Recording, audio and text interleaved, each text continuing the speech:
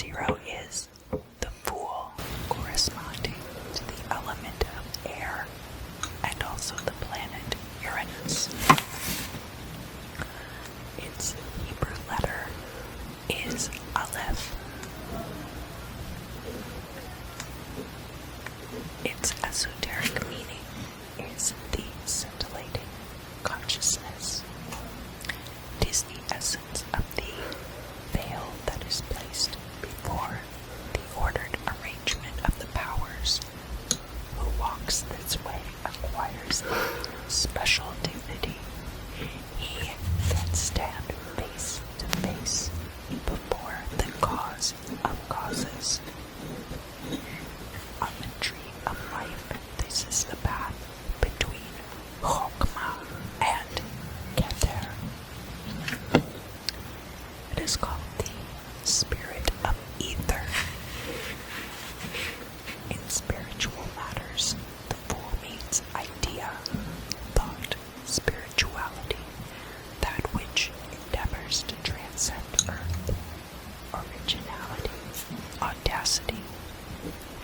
In material matters, if it is badly dignified, it can mean folly, stupidity, inconsideration, eccentricity, or mania.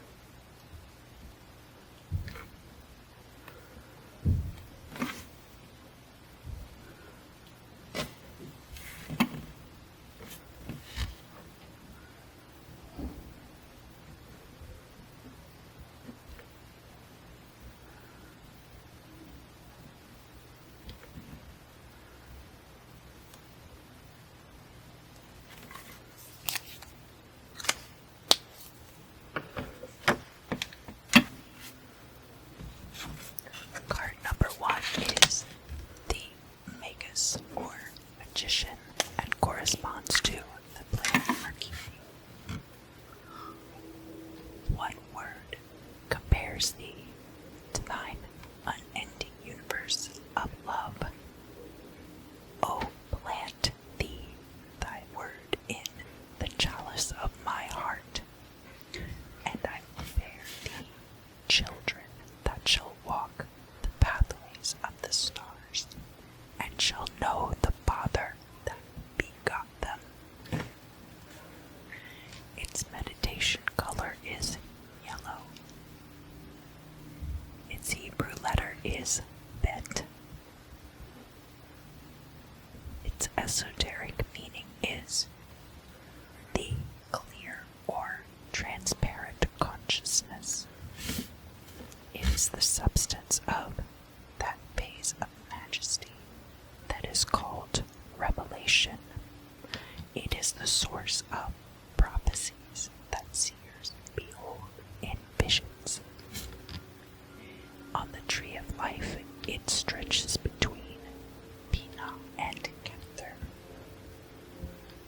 Its esoteric title is the Magus of Power. In divination, it means skill, wisdom, initiative, adroitness, adaptation, elasticity, craft, constructiveness, cunning, deceit, and theft. Sometimes it's occult wisdom or power, sometimes a quick impulse, may imply messages, business transactions, or the advantage or interference of intellect or learning with the matter at hand.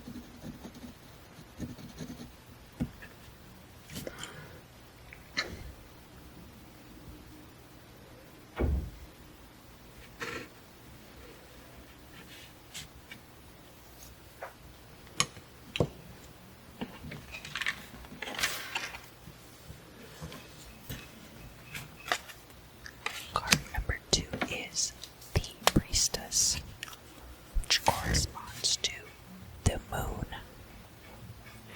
Yet thy skin is cool and pale in the moonlight. Not even night can cool the embrace of thine arms about me, nor darken the glistening silver-white substance of our love. I close my eyes and it shields them not. Rather, you grow brighter still. Your eyes lock on mine, unblinking and uneclipsed. O mother, O lover, O child. Its meditation color is blue, infused with white. Its letter is Gimel. The card name is Priestess. Its esoteric meaning is the uniting consciousness or consciousness leading to unity. It is the essence of glory.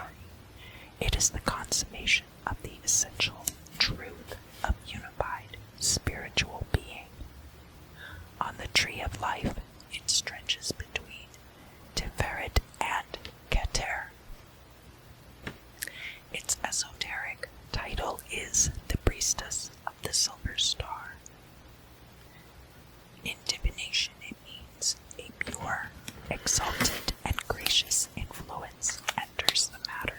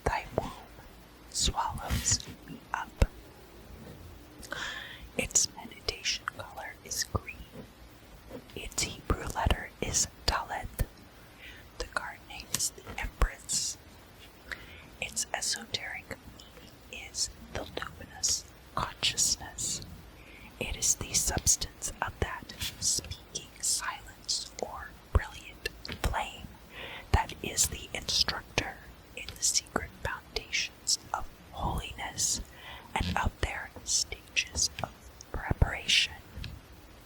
On the tree of life it stretches between Bina and Chokmah. Its esoteric title is the daughter of the mighty ones. In divination it means love, beauty, happiness, pleasure, sensuousness, fruitfulness, success, completion, graciousness, elegance, friendship, gentleness, delight. But if it is poorly dignified, it means luxury, idleness, debauchery, and dissipation.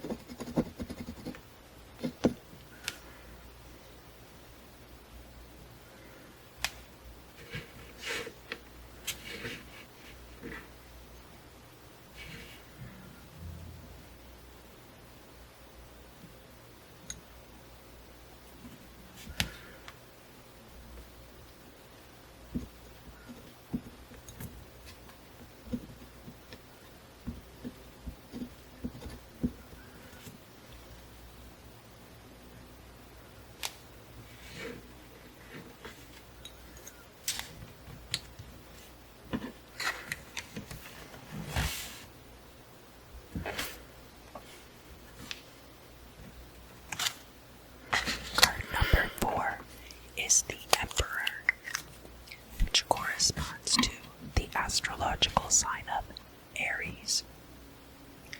Take me, O husband, draw me up unto thee, O monarch of my soul. The meditation color is red.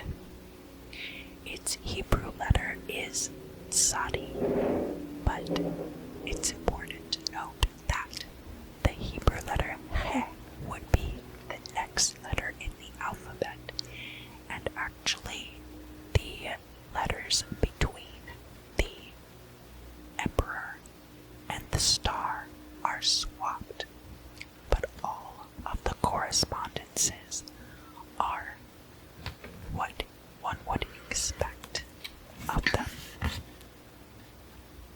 The card name is the Emperor. Its esoteric meaning is the natural consciousness. Through it is completed or perfected the nature of all that exists beneath the sphere of the sun. On the tree of life, it is the path between Yesod and Netzach. Its esoteric title is Son of the Morning, Chief among the Mighty.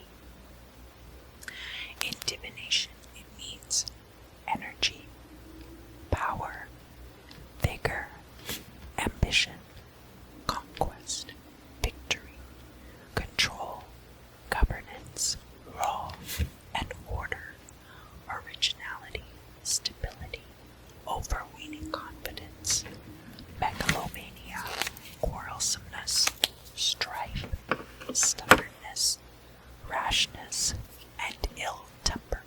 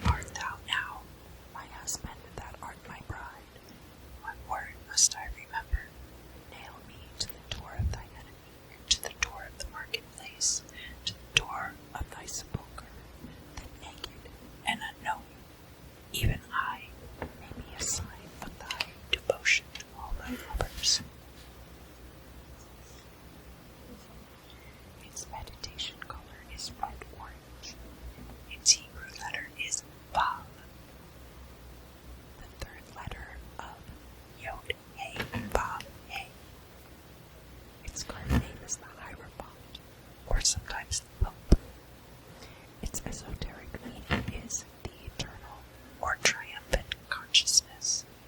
It is the pleasure of the glory, beyond which is no glory like unto it. It is also called the garden pleasure, which is prepared for the compassionate or the adepts. On the tree of life, this path is between Hesed and Hokmah. Its esoteric title is the Magus of the Eternal. In divination, it means wisdom, intuition, manifestation, inner teachings being revealed, philosophical, goodness of heart, harmony, marriage, help from superiors, peace, stillness, occult force, and voluntary invocation.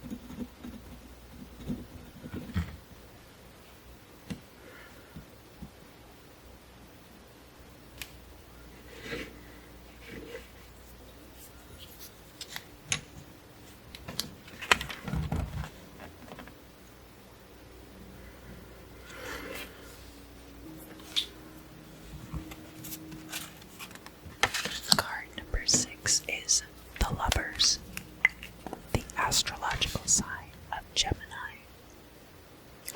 O Mother, extinguish my brilliance in thy devouring night. Let not my brilliance stain the sublimity of thy perfection. Let not my little light blind me so that I cannot see thee. Thy love is the velvet sheath to my sword, and the white-hot heat that tempers it. Take for me, for the sword in thine own hand, which with thou art girt, O warrior lover. Its meditation color is orange. Its Hebrew letter is Zayin. Its card name is the Lovers. Its esoteric meaning is the consciousness of sensation or consciousness of disposition. It provides faith to the compassionate and clothes them with the Holy Spirit. Within the supernals, it is called the foundation of beauty. On the tree of life, it is the path between Tiferet and Binah. Its esoteric title is the Children of the Voice, the Oracle of the Mighty Gods. In divination, it means inspiration, receptiveness, intuition, intelligence, second sight, childishness, frivolity, triviality, thoughtfulness, divorced from practical considerations, indecision, contradiction, self-contradiction, instability, the necessity to choose between alternate paths, may mean love, union, the proper meeting of opposites, resolution of differences, a proper relationship between the inner and outer aspects of life, or between subconsciousness and ego consciousness.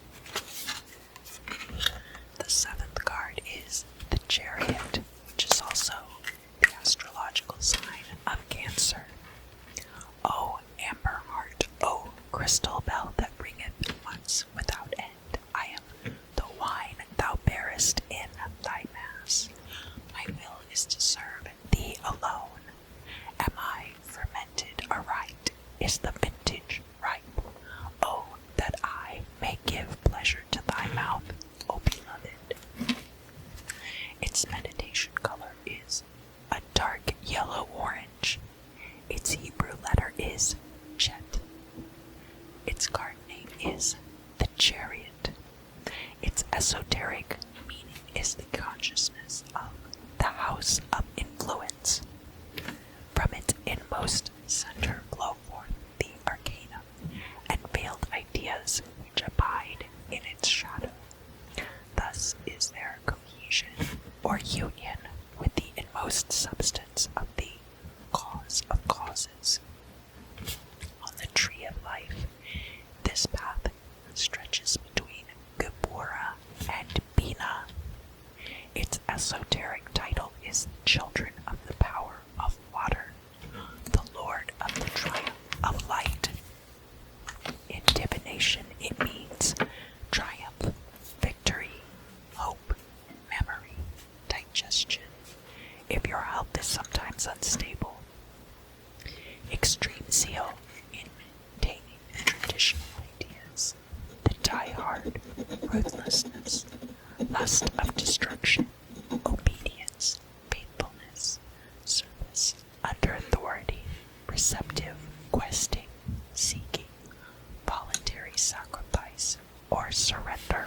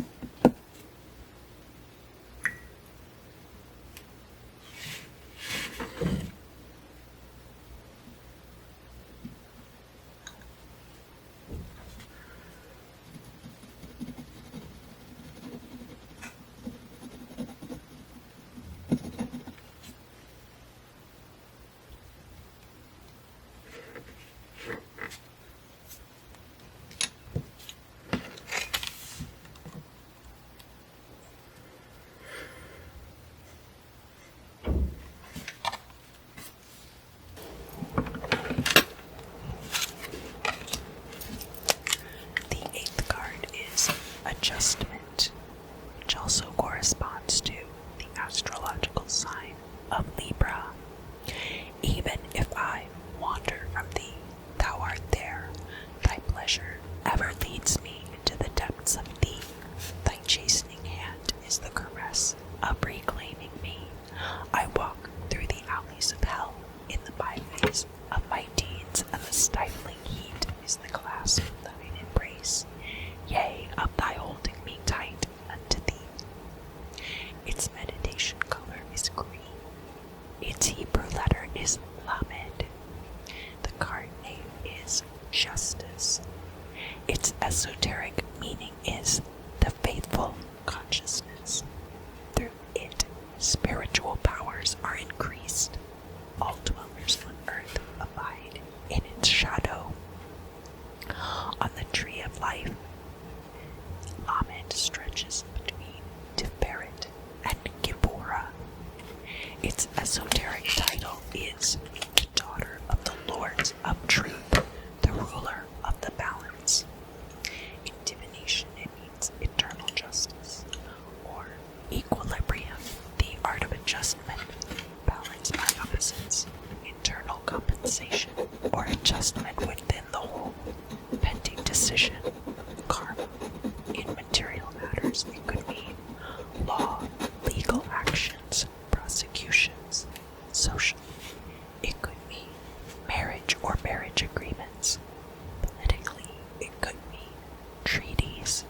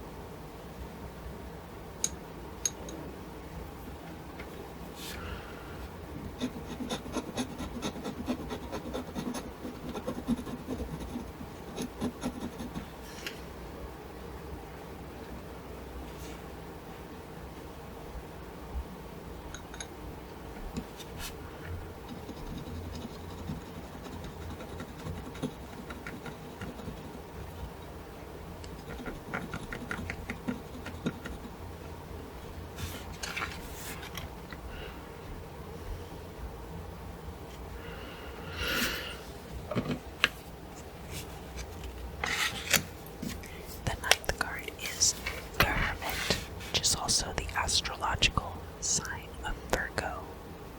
I am alone in a cold, gray, desolate land.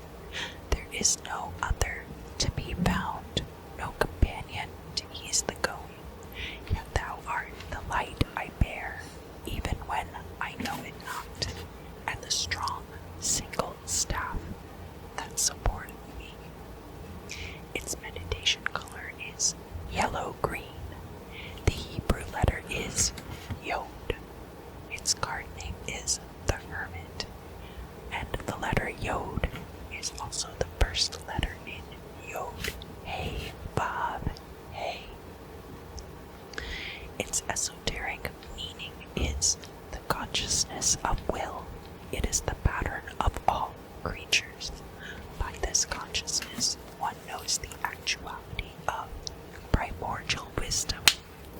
On the tree of life, it stretches between Tiferet to Chesed.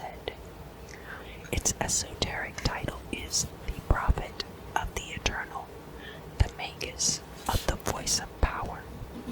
In divination, it means wisdom or illumination from within, a secret impulse from within, practical plans derived accordingly, retirement from participation in current events, active divine inspiration, prudence, circumspection, sometimes unexpected current.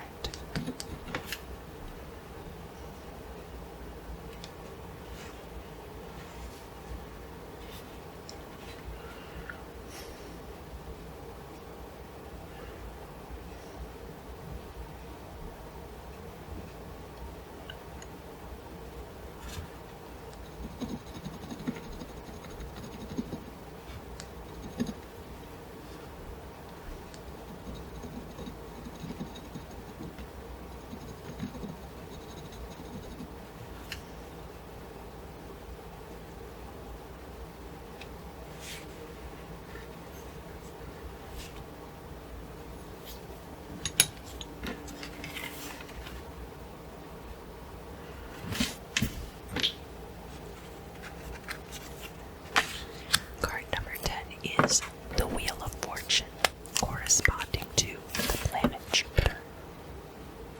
I turned me about thrice in every way, and always I came at the last unto thee, for thou art hidden in everything I love, in all that I desire. Its meditation color is violet. Its Hebrew letter is Kaf. The card name is the Wheel of Fortune, and it's important to point out that the name of the tarot is actually taken from rota, meaning wheel. Esoteric meaning is the consciousness of the desired, which fulfills. It receives the divine influence that flows into it as a result of the blessing it confers upon all that exists. On the tree of life, it passes between Netzach and Chesed. Its esoteric title is the Lord of the Forces of Life. In divination, it is a change in fortune, usually meaning good and happiness, a turn for the better, since the fact of consultation implies anxiety, discontent, law, rhythm, pattern, cycles, intoxication of success.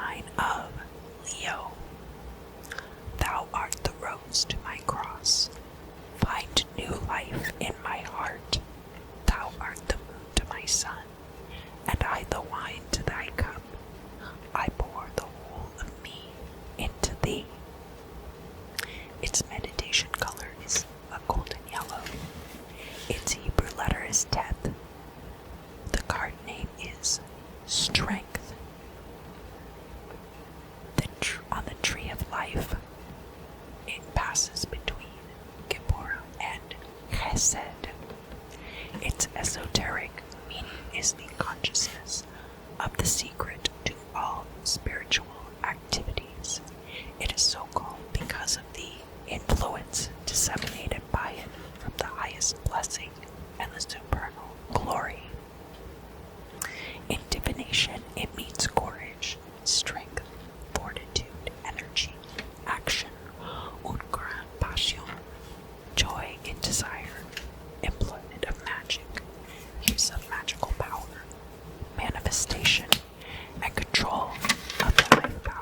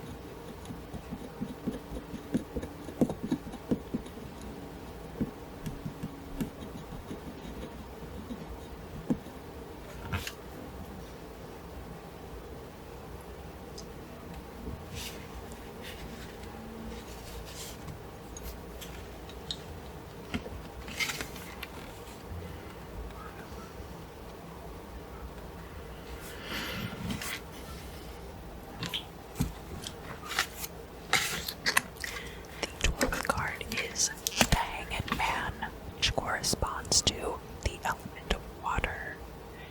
Thou art the sun at the hub of my being. Thy word is the shaft which fills me, to which I conform myself. Oh, that I might be the still, silent pool that reflects thee, the veil that reveals thee. Its meditation color is deep blue. Its Hebrew letter is Mem. The card name is the Hanged Man. Its esoteric meaning is the stable or enduring consciousness. It is the power of sustenance among all the Sephirot. On the tree of life, it passes between Hod and Gevurah. Its esoteric title is the Spirit of the Mighty Waters. In divination, it means sacrifice, punishment, suffering, loss, wisdom, surrender, renunciation, or a reversal of circumstances.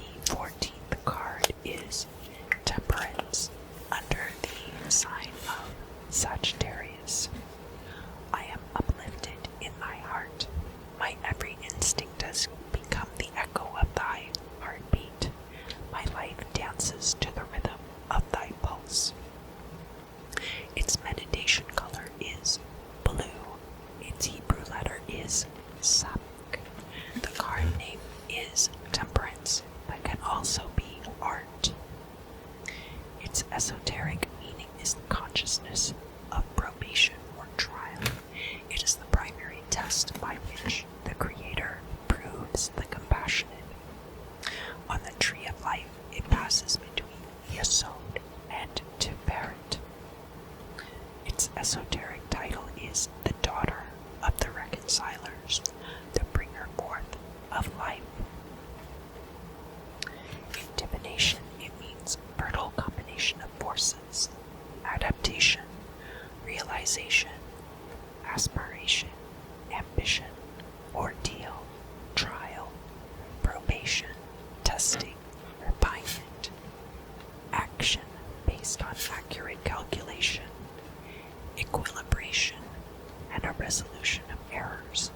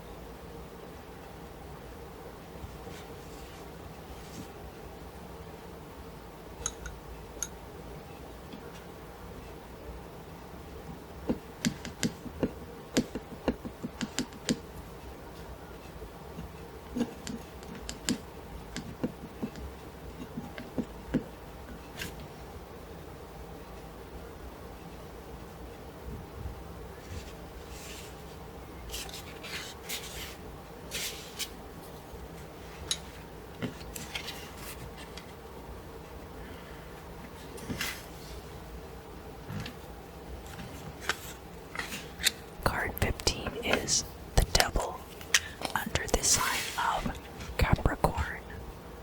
Think not to hide from me, O beloved one, in thy grotesqueries. I see thee behind thy mask. It is thy lovely body which I love beneath these motley veils, this midnight comedy, for there is none other than thee to my eyes, my taste, my touch. Its meditation color is a very dark indigo. Its Hebrew letter is Ayin. Its card name is the devil, or sometimes passion. Its esoteric meaning is the renewing consciousness. Through it God, blessed be He, renews all things which are newly begun in the creation of the world.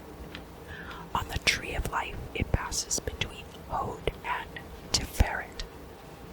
In divination it means blind impulse, irresistibly strong and unscrupulous, obsession, materiality, material creative force, temptation, bondage, ordeal, trouble, struggle, a secret plan about to be executed, hard work, obstinacy, rigidity, aching discontent, and endurance.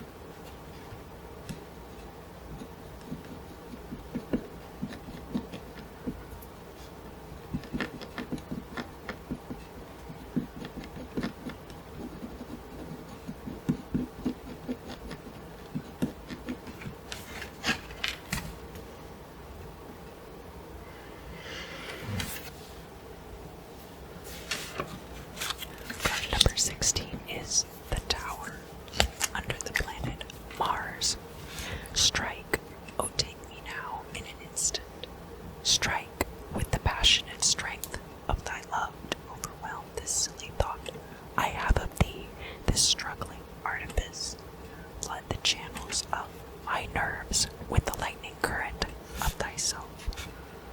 Its meditation color is red. Its Hebrew letter is Peh. The card name is the Tower. Its esoteric meaning is the exciting consciousness. Through it is created the life breath of every creature under the supreme form, as well as the motion of them all. On the tree of life, it passes between Hod and Netzach. Its esoteric title is the Lord of the Hosts of the Mighty. In divination, it means a sudden and eruptive change of circumstances, overwhelming of existing structures by a sudden and tremendous energy. Revelation, disclosure, exposure, danger, unforeseen catastrophes, strength, energy, fighting, moral combat or war, courage or destruction, danger, ambition, fall, ruin, destabilization, war, destruction as a preparation for new creation.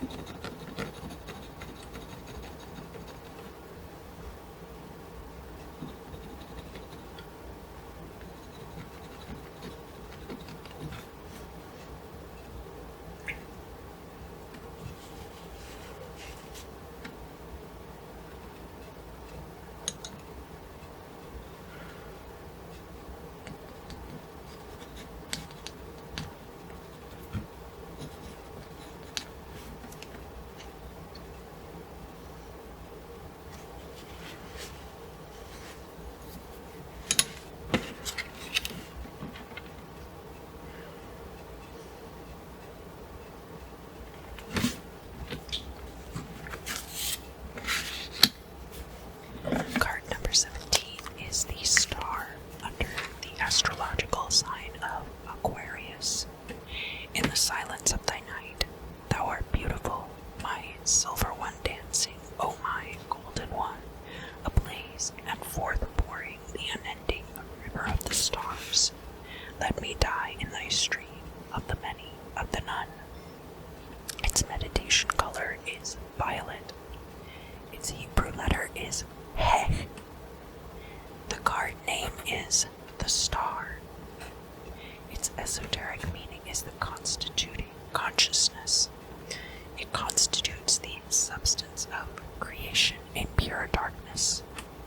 According to its masters of contemplation, this is that darkness referred to in scripture, and thick darkness, its swaddling band.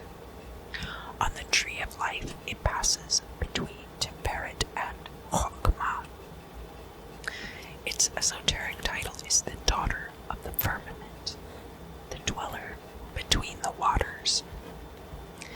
In divination, it is hope, faith, revelation, insight, unexpected help, clarity of vision, realization of possibilities, spiritual insight, or if badly configured, dreaminess, deceived hope, judgment errors, or disappointment.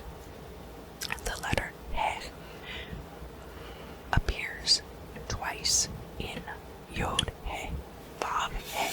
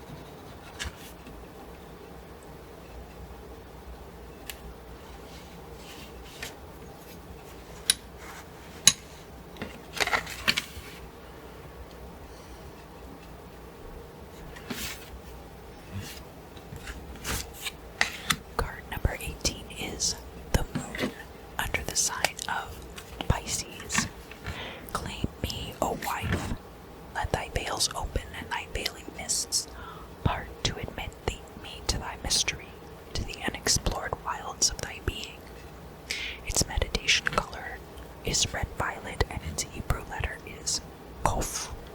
The card name is the Moon. Its esoteric meaning is the corporeal consciousness. It marks out the forms and the reproduction of all bodies that are incorporated under every cycle of the heavens. On the tree of life, it passes between Malkut and Netzach. Its esoteric title is the ruler of the flux and reflux, the child of the sons of the mighty. In divination, it means illusion, bewilderment, dissociation from objective reality, dreaminess, error, misunderstanding, lying, falsehood, deception, hidden enemies, dissatisfaction, the need for change, crisis, the darkest hour before the dawn, the brink of important change, a reminder not to stray from the path of true will. And this card is very sensitive to the energies around it.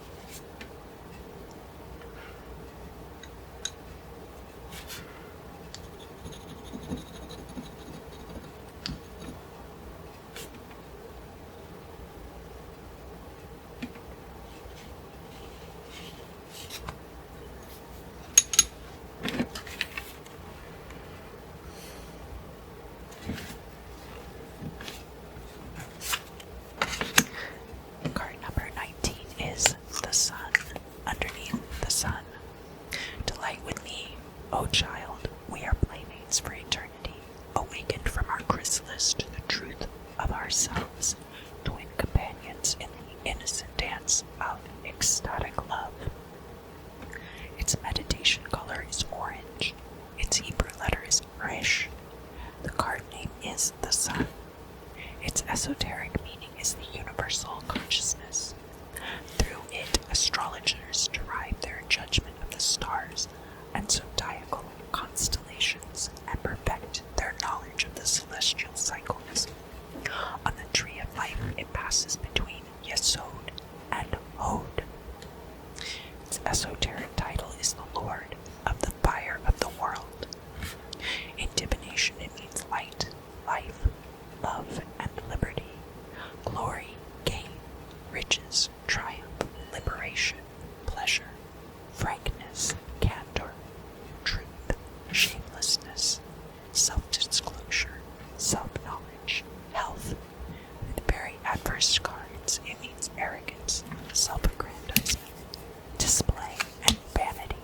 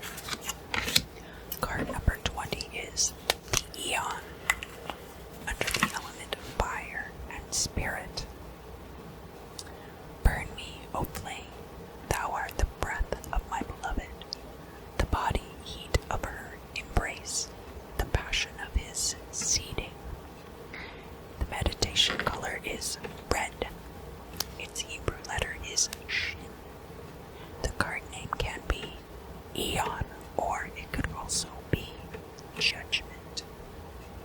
Its esoteric meaning is the perpetual consciousness. Why is it called this? Because it directs the movements of the sun and moon according to their natural order, each in its proper orbit. On the tree of life, it passes between Malkuth and Hod. Its esoteric title is the spirit of the primal fire. In divination, it means the final decision in respect to the past and new current in respect to the future, the opening of new doors concurrent with the closing of old ones. Transforming fire, renewal, always represents the taking of a definitive and decisive step.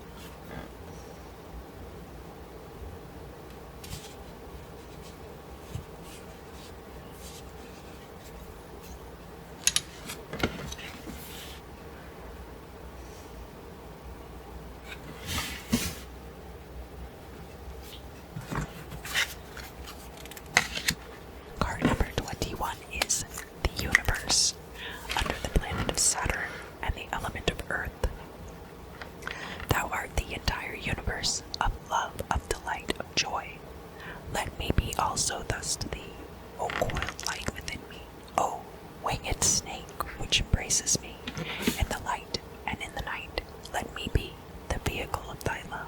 Yea, let me be the vehicle of thy love. Its meditation color is indigo. Its Hebrew letter is Tav. The card name is the world, but could also be the universe. Its esoteric meaning is the serving or administrative consciousness.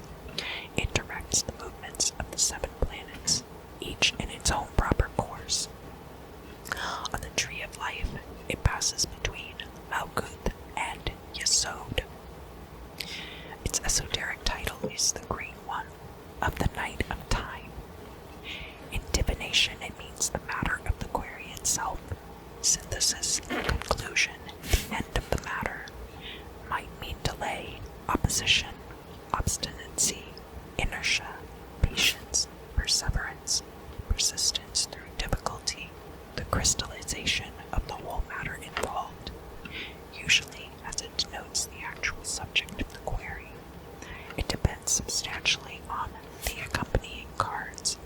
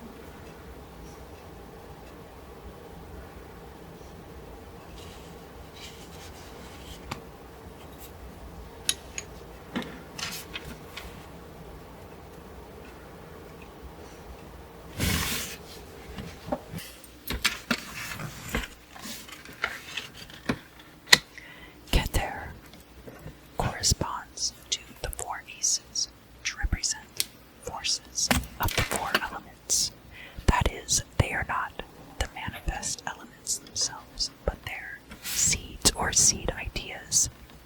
To symbolize this characteristic on the celestial sphere, the aces are symbolically placed as the celestial North Pole, governing the revolution of the universe, in the same way that all meridians of longitude emerge from the North Pole, which has no longitude of its own, even though it is the source or convergence of all longitudes. So do the four aces represent a tendency to step away from unity in one of four directions, each bearing the potential for the manifestation of one of the elements. As symbols of Keter, the aces represent the force of spirit acting within and binding together the four elements.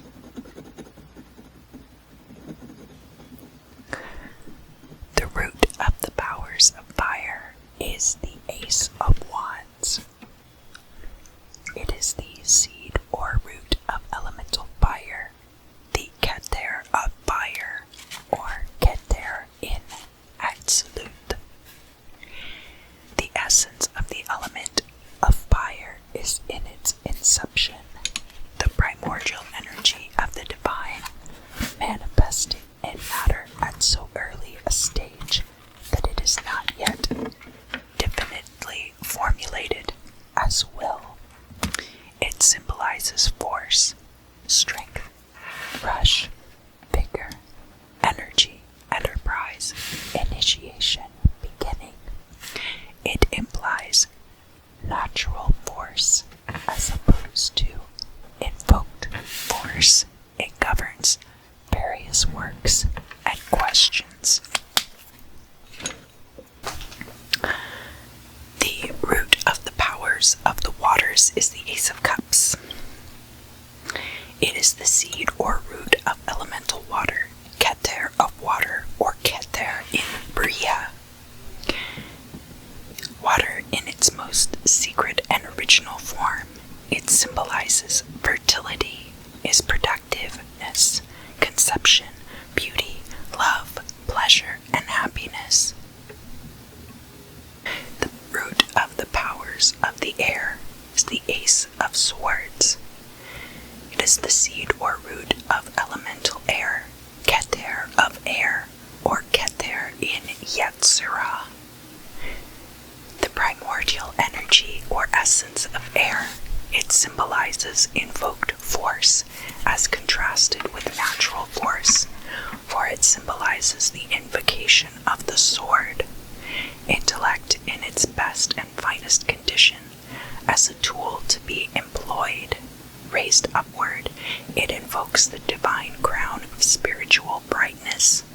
Reversed, it is the evocation of demonic force and becomes a fearfully evil symbol.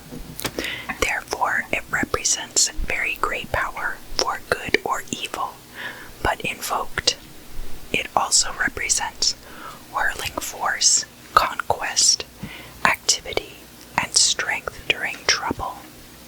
It is the affirmation of justice, upholding divine authority, and may become the sword of wrath, punishment, and affliction. The root of the powers of the earth, Ace of Discs. The seed or root of elemental earth, Keter of earth, or Keter in Asaya. Meaning, it represents materiality in all senses, good and evil, and is therefore, in a sense, illusionary. It shows material gain, power, labor, wealth, contentment, etc. But matter, it must be remembered, is entirely of the substance of spirit and of the creative light of the sun.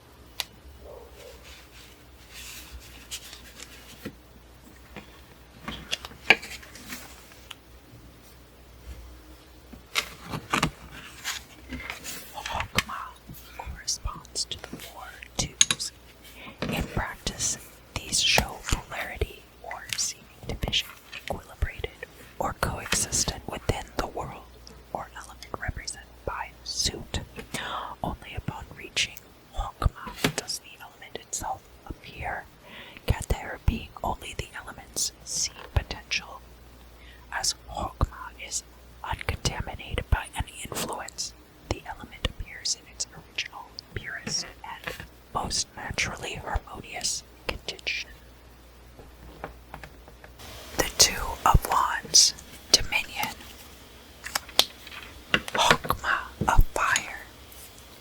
The energy of fire in its best and most exalted form. Creative will, influence over others, authority, power, dominion.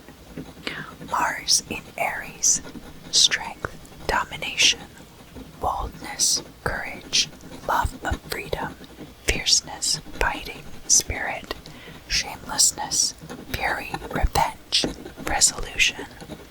Generous, proud, sensitive, ambitious, refined, restless, impatient, turbulent, sagacious withal, yet unforgiving and obstinate. Chokmah in Mars, sudden application of phenomenal, willful, imperial, strong urge for freedom and independence, refusal to yield to another's will.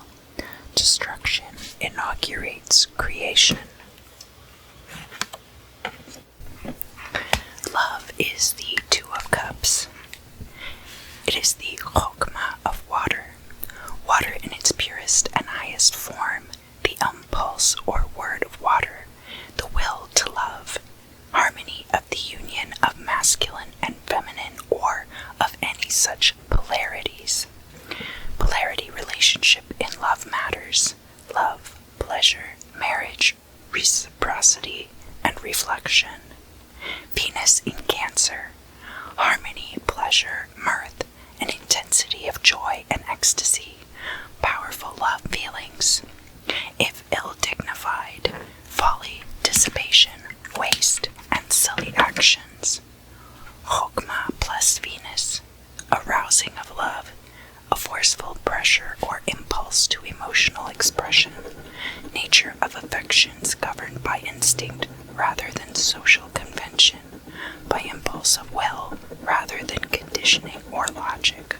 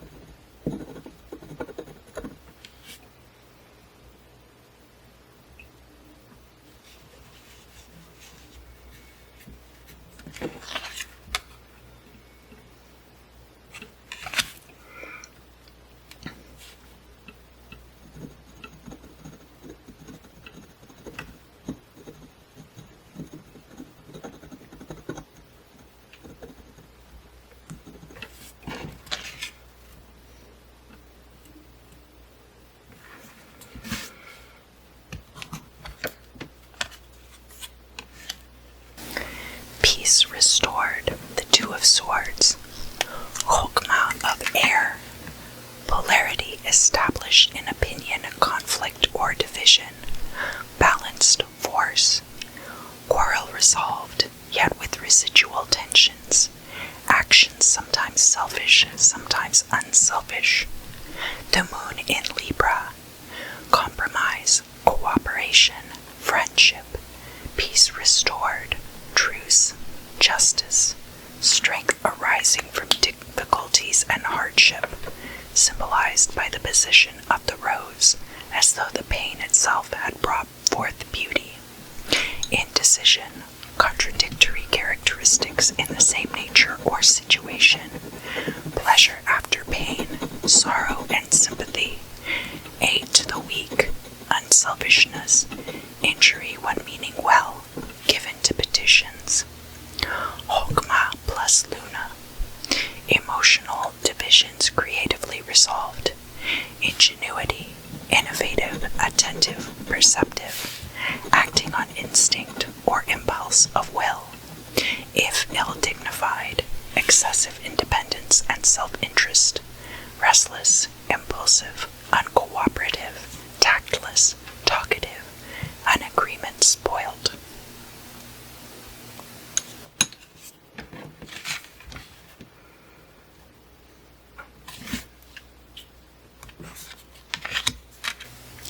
Harmonious change, 2 of discs. Hokmah of earth, change, cyclicity, visit to friends, journeys, wandering. Jupiter in Capricorn, the harmony of change, alternation of gain and loss, weakness and strength, ever-changing occupation, discontented with any fixed condition of things, now elated, then melancholic, industrious yet unreliable, responsible, trustworthy, dutiful, fortunate through prudence of management, yet sometimes unaccountably foolish, basically kind, yet wavering and inconsistent. Hokmah and Jupiter, fortunate change, independence, realization, enlightenment of perspective, fortunate ideas, impulse toward the new, intuitive and forward-looking. The 4 kings are seated in chariots and thus borne forward. They represent the Vav forces of the name in each suit, who realize the influence of both scales of force. A prince is the son of a king and queen, yet a prince of princes, whose effect is at once rapid, though not so swift as that of the knight, and enduring.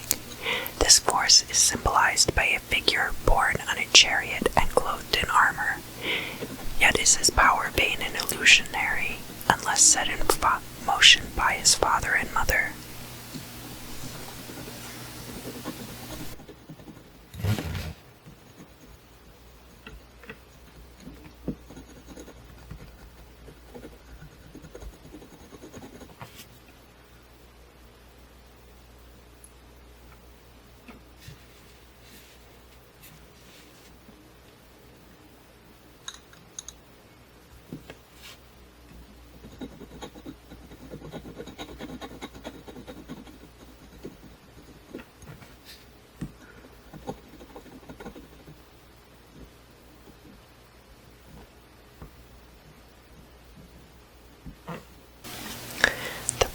Of the chariot of fire, emperor of the salamanders, heir of fire, Vav of Yod, vital, virile, energetic, swift, bearing into action or articulation all the raw, primal potential of the knight, his father.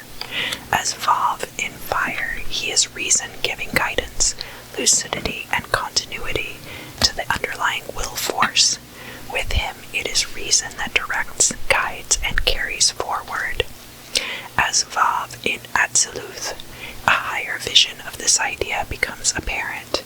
Here he represents the linkage between our interned or upraised consciousness and the spiritual roots of primal fire, will, and the creative vital forces. In this regard, he takes on an angelic character, for he is the intermediary or messenger between upraised human consciousness and the plane of spiritual causation. In divination, the character is vital, virile, energetic, swift, rather violent, yet just and generous, noble and scorning meanness, generous, giving patronage.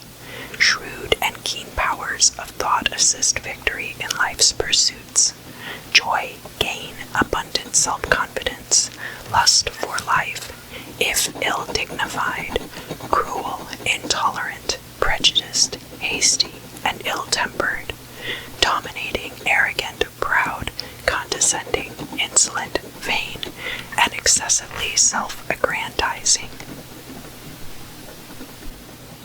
The king of the chariot of the waters, emperor of nymphs or undines, heir of water, Vav of Heh, the son of the mother or reason as the medium of expressing the depths of the soul, although he is thus philosopher and, in a less composer, sense artist. His essential quality is dynamic passion.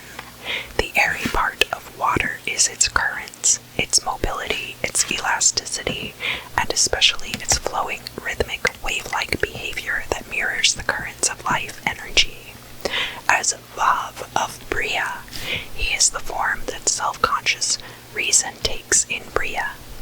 He is thus a hero in the campaign of the soul's exploration and conquest, armed especially with self-reflective and self-knowing attributions. Self-consciousness serving as a bridge between intuition and reason, a revealer of the mysteries by the active exploration and experience of the life forces. In divination, he is masculine, virile, aggressive, torrential, and artistic, characterized by dynamic passions, a fierce nature with calm exterior, self-reflective, self-knowing, embraces extremes of passion and pathos, with little middle ground, powerful for good or evil, but more attracted by the evil if it is allied with apparent power or wisdom. If ill-dignified, he is intensely evil and merciless.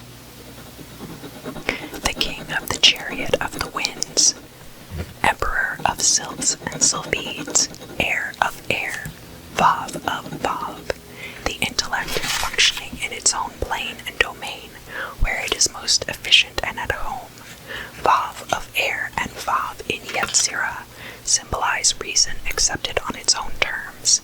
He carries a sickle, the traditional implement of Saturn, ruler of Aquarius, which represents the power of time to harvest all things, a reminder that air of air is shifting and in motion. He represents the transient, that which passes and is gone, like the traces of thought in the mind. In divination, the character implied is intelligent, inventive, full of ideas, thoughts, designs, and progressive thinking, humane and humanitarian, with high social idealism, firm in friendship and enmity, careful, observant, sometimes acutely cautious. If ill-dignified, harsh, malicious, plotting, distrustful, suspicious, cruel and disdainful, obstinate, exercising rigid mental dominion over circumstances. The prince of the chariot of earth, emperor of the gnomes, heir of earth, Vav of final Heh. The Vav, or airy aspect of earth, is the power of reason applied to practical things. He is the type of the accountant, reliable, responsible, conscientious, predictable, and dull. At a deeper level, he is the Vav aspect of consciousness in the world of Asiya. Like the queen, he has an overview of the phenomena of the world of action, though his elevation is not so high.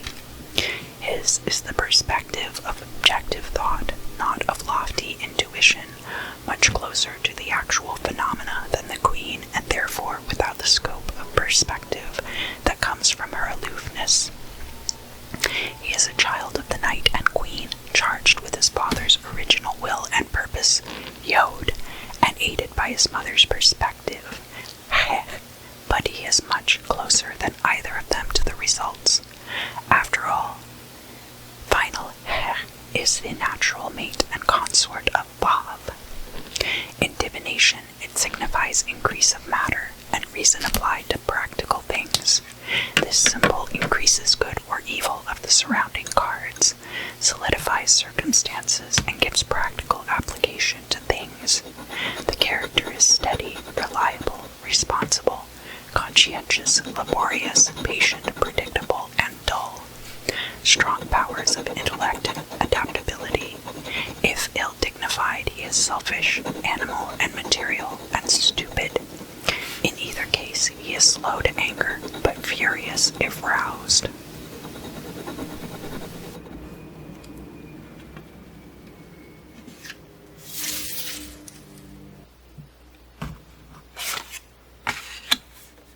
Bina corresponds to the 4 threes.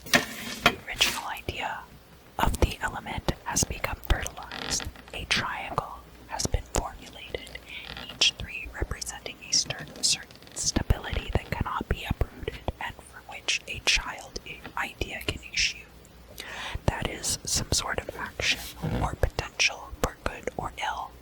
has been set in motion that is resistant to abortion.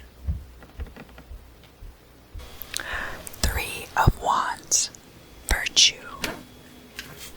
Bina of fire, the establishment of primeval energy, self-respect, integrity, arrogance, self-assertion, that is, the ideas of will and dominion now have become interpreted in terms of character.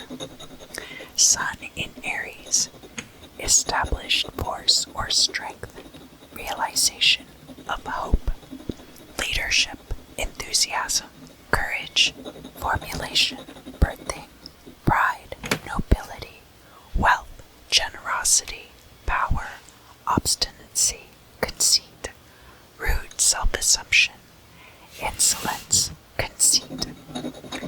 Saturn and the Sun, firm, decisive, determined, persevering, completion of labor, attaining to a certain status, yet withdrawn, private, secluded. Abundance is the 3 of Cups, the fulfillment of the will to love in abounding joy. Bina of water, love brought to happy fruition, fulfillment, pleasure, sensuality, abundance, gladness, hospitality, eating and drinking, pleasure, dancing, new clothes, merriment, the spiritual basis of fertility. Mercury in Cancer, abundance, plenty, success, passive success, keen perception, memory, good luck and fortune, love, kindness, and liberality. Saturn and Mercury. This combination is not so revealing as for most of these symbols. Its usual meanings are quite different from the clear meaning of this card, mostly because we are here dealing with supernal Saturn at her best. But Mercury-Saturn does contribute profound thought, common sense, and a clear state of mind. Amidst the sense of abundance, there remains a practical element. Sorrow, the 3 of Swords. Bina of air, unhappiness, sorrow, disappointment, melancholy, tears, and division. Saturn in Libra, disruption, interruption, separation, discontent, quarreling, sowing of discord and strife, mischief-making, sorrow and tears, secrecy, perversion, an intense lurking passion to create, but monstrous or deformed in result, yet mirth in platonic pleasures, faithful in promises, conscientious, dutiful, honesty in money transactions, selfish and dissipated, yet sometimes generous, deceitful in words and repetitions. Saturn plus Saturn reinforces all Saturn traits.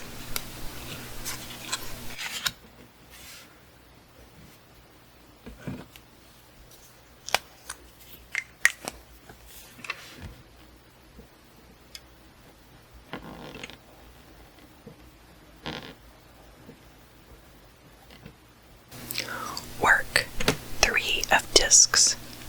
Bina of Earth, material establishment, the crystallization of idea or force into form through work, business, paid employment, commercial transaction, financial gain. Mars in Capricorn, working, constructive force, building up, creation, erection, endurance, perseverance, obstinacy, sober practicality, realization, and increase of material things, gain in commercial transactions, rank, ambitious, independent, increase of substance, influence, resourcefulness in business, selfishness, commencement of matters to be established later, narrow, prejudiced, and opportunistic. Saturn and Mars, labor, tireless endurance, disciplined energy, will converted by effort into results. The four queens are seated upon thrones and represent the forces of Heh, of the name in each suit. They are the mother and bringer forth of material forces, a force that develops and realizes that of the night, a force steady and unshaken, enduring but not rapid, reflective and understanding. It is therefore symbolized by a figure seated upon a throne. The queen of the thrones of flame, queen of the salamanders, water of fire, Heh of Yod. This card expresses the idea of the Scarlet Woman. She is the Heh or Bina idea within the realm of fire and within Absolute, representing that feminine quality of understanding wherein all power is received, held, and nurtured. She is dominion and the established strength by which that dominion is brought to term. As Heh or Bina within Absolute, she is also expressed an aspect of Neshama. She is the sacred fire, the Shin of Shekinah, the anointing chrism or sanctifying fire known to adepts. Similarly, she is the supernal aspect of subconscious wherein true will has established itself and wherein circumstances are prepared for its execution. In divination, the character shows dominion and established strength, boldness, courage, love of freedom, fierceness, pride, ambition, regality, nobility, adaptability, steady force applied to an objective, steady rule and governance, magnetic with great attractive power, successive in business, imbued with power of command, yet personable, and attracting the affection of others, kind and generous when not opposed, if ill-dignified, obstinate, revengeful, domineering, tyrannical, and apt to turn against another without a cause. The queen of the thrones of the waters, queen of nymphs or undines, water of water, Heh of Heh. She is the fertile, loving mother whose essential nature is expressed by the titles love and abundance. As Heh of water, she is nurturance, love, maternity, reflection, and peace. As Heh of Bria, she is especially intuition and all the higher expressions of the soul, Neshama, including the faculties of prophecy and revelation. In divination, she is loving, nurturing, and fertile, imaginative, poetic, kind, harmonious, yet not willing to take much trouble for another except for those close to her, gives and receives much pleasure, coquettish and good-natured, underneath a dreamy, reflective appearance. Despite this, intelligent and practical. Imagination is strong, may have a gift of vision or prophecy. She is very much affected by other influences, and therefore more dependent upon dignity than most of the cards. The queen of the thrones of air, queen of the sylphs and sylphides, water of air, Heh of Vav. The watery characteristics of air are its currents and flow, not the unyielding temper of the sword's steel. Heh of Vav represents Neshama functioning in the mental world of Yetzirah. She has hunches and insight more than hard fact. She has no shortage of conviction nor lack of precision, but is perceptive of pattern more than particulars. When heated, she represents the willingness of the egoic intellect to respond to hunches and intuition. In divination, the character is intensely perceptive, keen in observation, intuitive, subtle, quick, precise, and confident, often persevering, accurate in superficial things, compromising and adaptable, yet without being abdicating, graceful, fond of dancing, yet sorrowful and alone, may indicate a widow, if ill-dignified, cruel, severe, autocratic, alienated, grieving, alone, sly, deceitful, stubborn, unreliable, though with a good exterior. The queen of the thrones of earth, queen of gnomes, water of earth, Heh of final Heh. Heh of final Heh is the nurturing aspect of Mother Earth. Besides this literal meaning, the queen represents that in us which nurtures and brings to fruition the primal seed or will, the Knight of Discs, that is, she brings creative action to fruition. As Heh in Asiya, she is the intuitive faculty or sense of inner guidance which stands behind our actions, and to which we either listen to our advantage or do not listen to our disadvantage. In divination, she is nurturing, generous, nurtures and develops possibilities, bringing creative action to fruition, kind, charming, great-hearted, intelligent, truthful, with a detached overview, yet impetuous and of shifting moods. If ill-dignified, she is undecided, capricious, changeable, melancholic, foolish, and can become oppressively tyrannical.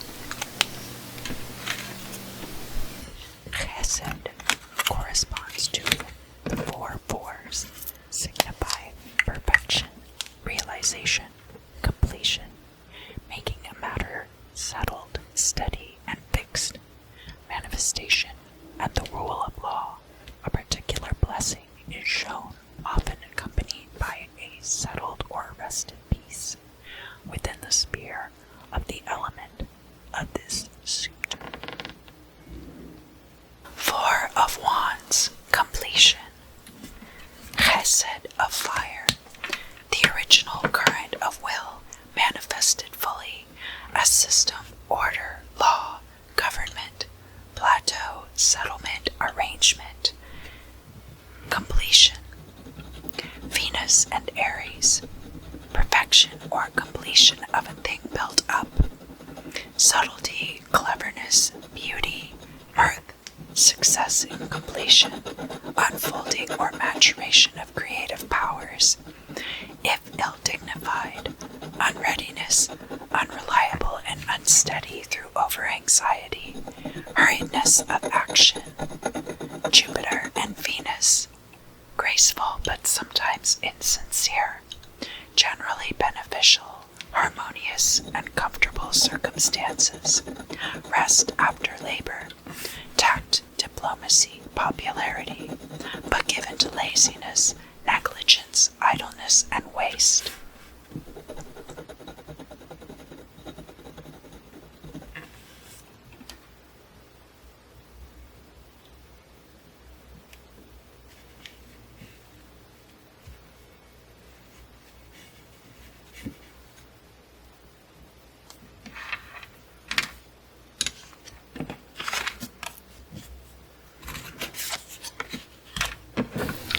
Luxury, the 4 of Cups.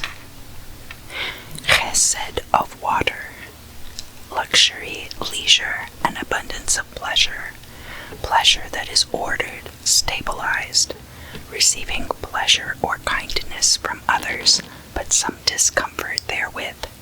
Laziness, dispersion, excess, negligence, loss of impulse from oversatisfaction. Philosophy, contemplation, introspection, devotion of all kinds, including spiritual devotion. This is the moon or luna in Cancer. Success or pleasure fulfilled. Strong feeling nature.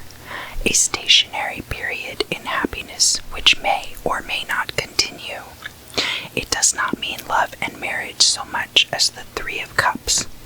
It is too passive a symbol to represent perfectly complete happiness.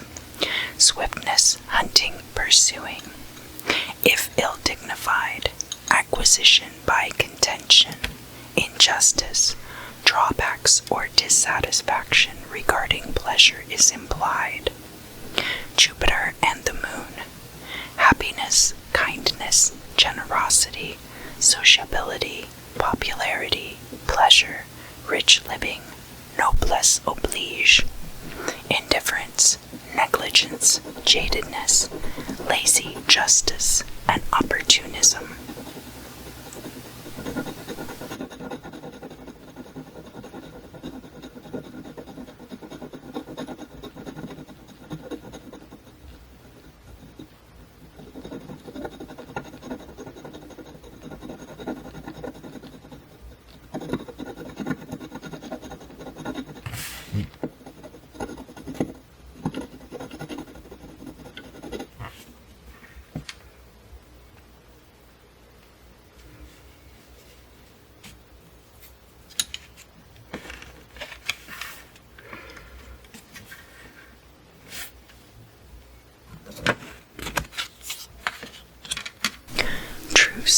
The Four of Swords, Chesed of Air, Convalescence, Recovery, Restoration, Stabilizing Change for the Better, Relief from Anxiety, Refuge from Mental Chaos, Rest from Strife, Authority in the Intellectual World, Establishment of Dogma, Convention, and Standardization.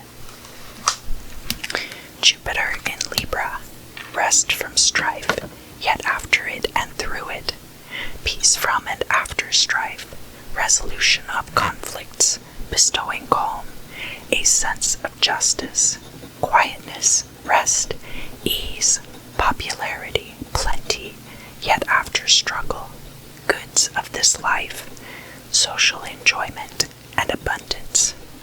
Jupiter plus Jupiter reinforces all Jupiter traits.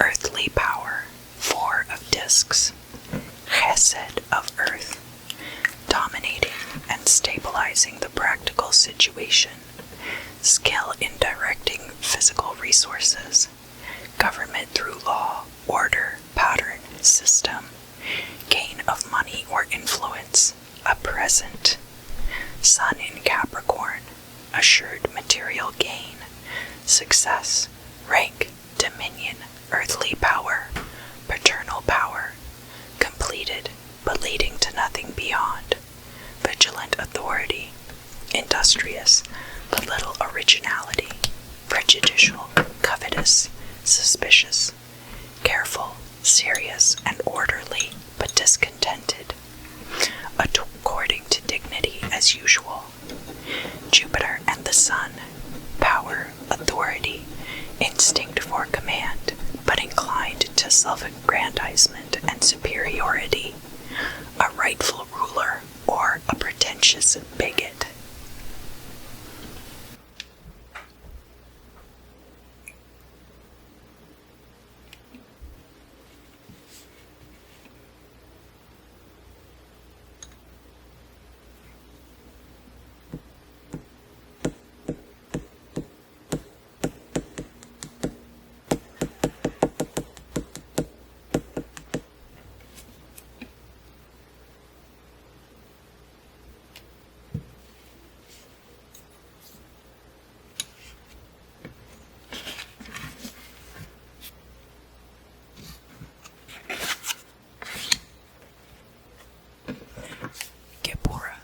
Corresponds to the 4 fives within the domain of the element or suit.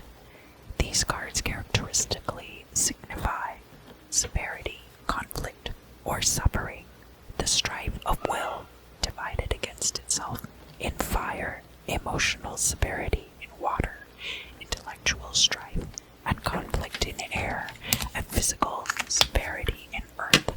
In each case, the severity requires a distinctive form of strength in response.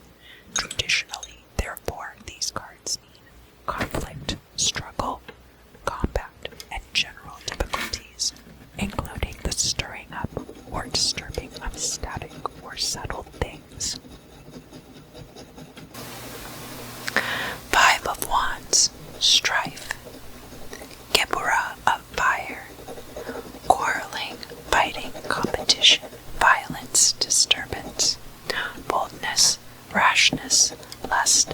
desire, prodigality, sudden and violent outburst of energy, volcanic energy, a wholly active force. Saturn in Leo, condescension and cruelty, or patronage and generosity, depending on whether the card is well or ill dignified, yet in any case with domination and arrogance of station. Mars and Saturn, struggle, strife, violent or destructive expression of energy, hardness, endurance, obstinacy, self-interest, injury, pain, conflict. Disappointment, the Five of Cups. The Gebura of water. Severity in emotional matters requiring emotional strength. Disappointment in love. Marriage broken off. Unkindness from a friend. Loss of friendship. Emotional disturbances. Betrayal. Mars in Scorpio. End or death of pleasure.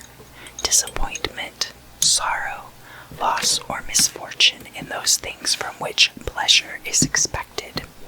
Sadness, treachery, betrayal, deceit, ill will, ruthlessness, detraction, willful destruction, wasting or dissipation of energies. Charity and kindness are ill requited. All types of anxieties and troubles from unsuspected and unexpected sources. Mars plus Mars, which reinforces all of the Mars traits.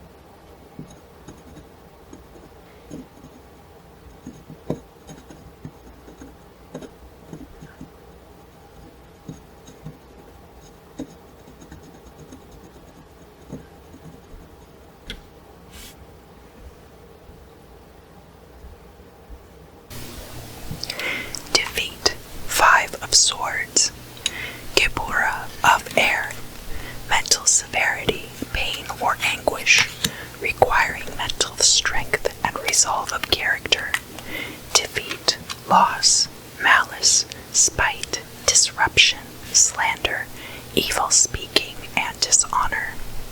Venus in Aquarius, failure, defeat, intellect weakened by sentiment, loss of competitive edge, contest decided against the querent, weakness, anxiety, trouble, poverty, avarice, grieving after pain or loss, laborious, restless, unresting, loss, vileness of nature, malicious, slanderous, lying, spiteful, treacherous, tale-bearing, a busybody and separator of friends, divisive, hating to see peace and love between others, cruel, cowardly, thankless, unreliable, clever and quick in thought and speech, feelings of pity easily aroused but unenduring. Mars and Venus, excitability, strong passions and emotional force, disharmonious, divisive, disruptive of relationships, enkindling of enmity. Worry, the Five of discs. Geburah of earth. Severity in practical, financial, or bodily matters, requiring strength, effort, endurance, and resolve to correct. Loss of job, loss of money, economic anxiety. Mercury in Taurus. Intelligence required to resolve material problems. Anxiety about material things. Labor, toil, land cultivation, building, knowledge and acuteness of earthly things. Poverty, carefulness, sometimes money regained after severe toil and labor. Unimaginative, harsh, stern, determined, patient, persevering, obstinate. Prolonged inaction, intense strain of inertia. Mars and Mercury.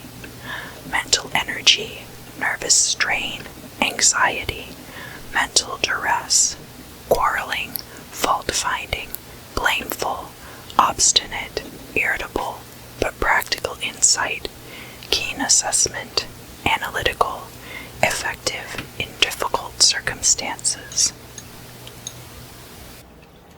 Tiferet corresponds to the 4 sixes. These show a marked beauty or harmonizing and balancing of forces within the domain of the suit, victory of the harmonized will in fire, beauty of the heart in water, due proportion within the intellect in air, and harmonious physical circumstances in earth, for example. These cards represent their respective elements at their practical best. 6 of Wands, victory.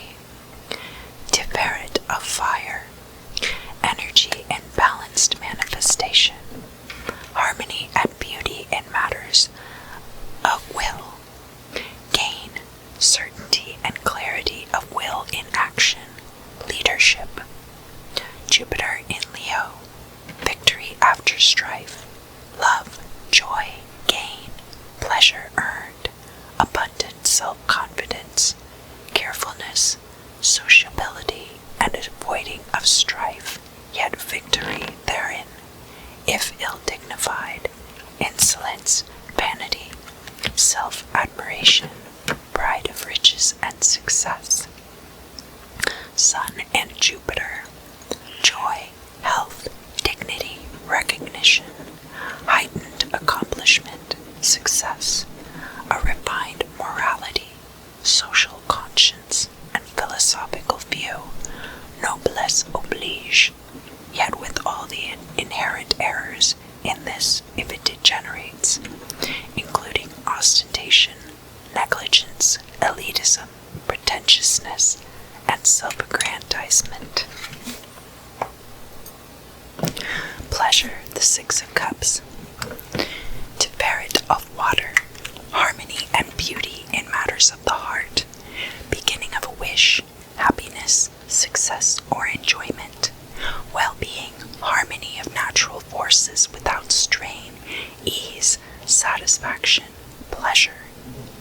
Sun in Scorpio, commencement of steady increase, gain and pleasure, but commencement only, preeminently a fertile card, putrefaction as a basis of all fertility, of all life, fulfillment of the sexual will, also affront, detection, knowledge, and in some instances, contention and strife arising from unwanted self-assertion and vanity, sometimes thankless and presumptuous, sometimes amiable and patient, according to dignity as usual. Sun plus Sun reinforces all solar traits. Science, the 6 of Swords. Tiferet of air, perfect balance of mental and moral faculties. Beauty, perception of beauty, health, wholeness, self-esteem, journey by water. Mercury in Aquarius, intelligence and humanity prevail, inventive, creative, and progressive thinking, success after anxiety and trouble, dominance, painstaking care, mental works. Soul plus Mercury, excellent mental capacity, commerce, practical, knowledgeable, attentive, analytical. But the ego can become overly identified with its own views and ideas, intellectual pride, and conceit. Material success, the Six of Discs. Tiferet of Earth, beauty and harmony in material, practical, or financial matters. Success in material things, prosperity in business, fertility, philanthropy, power, influence, rank, nobility, rule over the people. The moon in Taurus, material success and gain, settling down, successful stabilization of circumstances, constancy, devotion, enjoyment of life, appreciation of beauty, fortunate, successful, liberal, just. If ill-dignified, may be purse-proud, insolent from excess, or prodigal. The sun and the moon, completion, complementation, balance of circumstances of conditions, an alchemical wedding of complementary principles. The 4 knights represent the yod forces of the name in each suit, the radix and commencement of material forces, will force in which all the others are implied, and of which they form the development and completion, a force swift and violent in its action, but the effect of which quickly passes away. Wherefore is the knowledge of the night scale of forces so necessary for the commencement of all magical working. The knight is symbolized, therefore, by a figure on a steed riding swiftly and clothed in complete armor. The Lord of the Flame and the Lightning, the Knight of the Spirits of Fire, King of the Salamanders, Fire of Fire, Yod of Yod. He is primarily an expression of the fiery, erupting, initiating, paternal creative force of nature, the primal life force or vital power, leaping forth into expression with the force of lightning striking. He especially represents this force expressed through the element fire. Thus, he is even more energetic and aggressive. He is also this vital force expressed in Atziluth, the creative impulse emanating from the purest divine source. This purest expression of will force is the exact same energy expressed in the human sexual impulse. In divination, he is swift, sudden, strong, fierce, active, generous, paternal, ardent, energetic, eruptive, initiating, impetuous, yet immeasurably adaptive. Sometimes means an inheritance. If ill-dignified, he is evil-minded, cruel, bigoted, brutal, even violent, energy quickly passing and too easily expended. The Lord of the waves and the waters, the Knight of the hosts of the sea, Knight of undines and nymphs, Fire of water, Yod of Heh. He is the enormous force and power of water itself. In consciousness, Yod in water is the creative impulse, especially in poetry, music, and other inspired artistic creation. However, the fiery impulse of Yod is watered down in cups. He has not his usual virile energy. There is passivity, which, however, is also a receptivity, so that his creative impulse takes on a quality of true inspiration.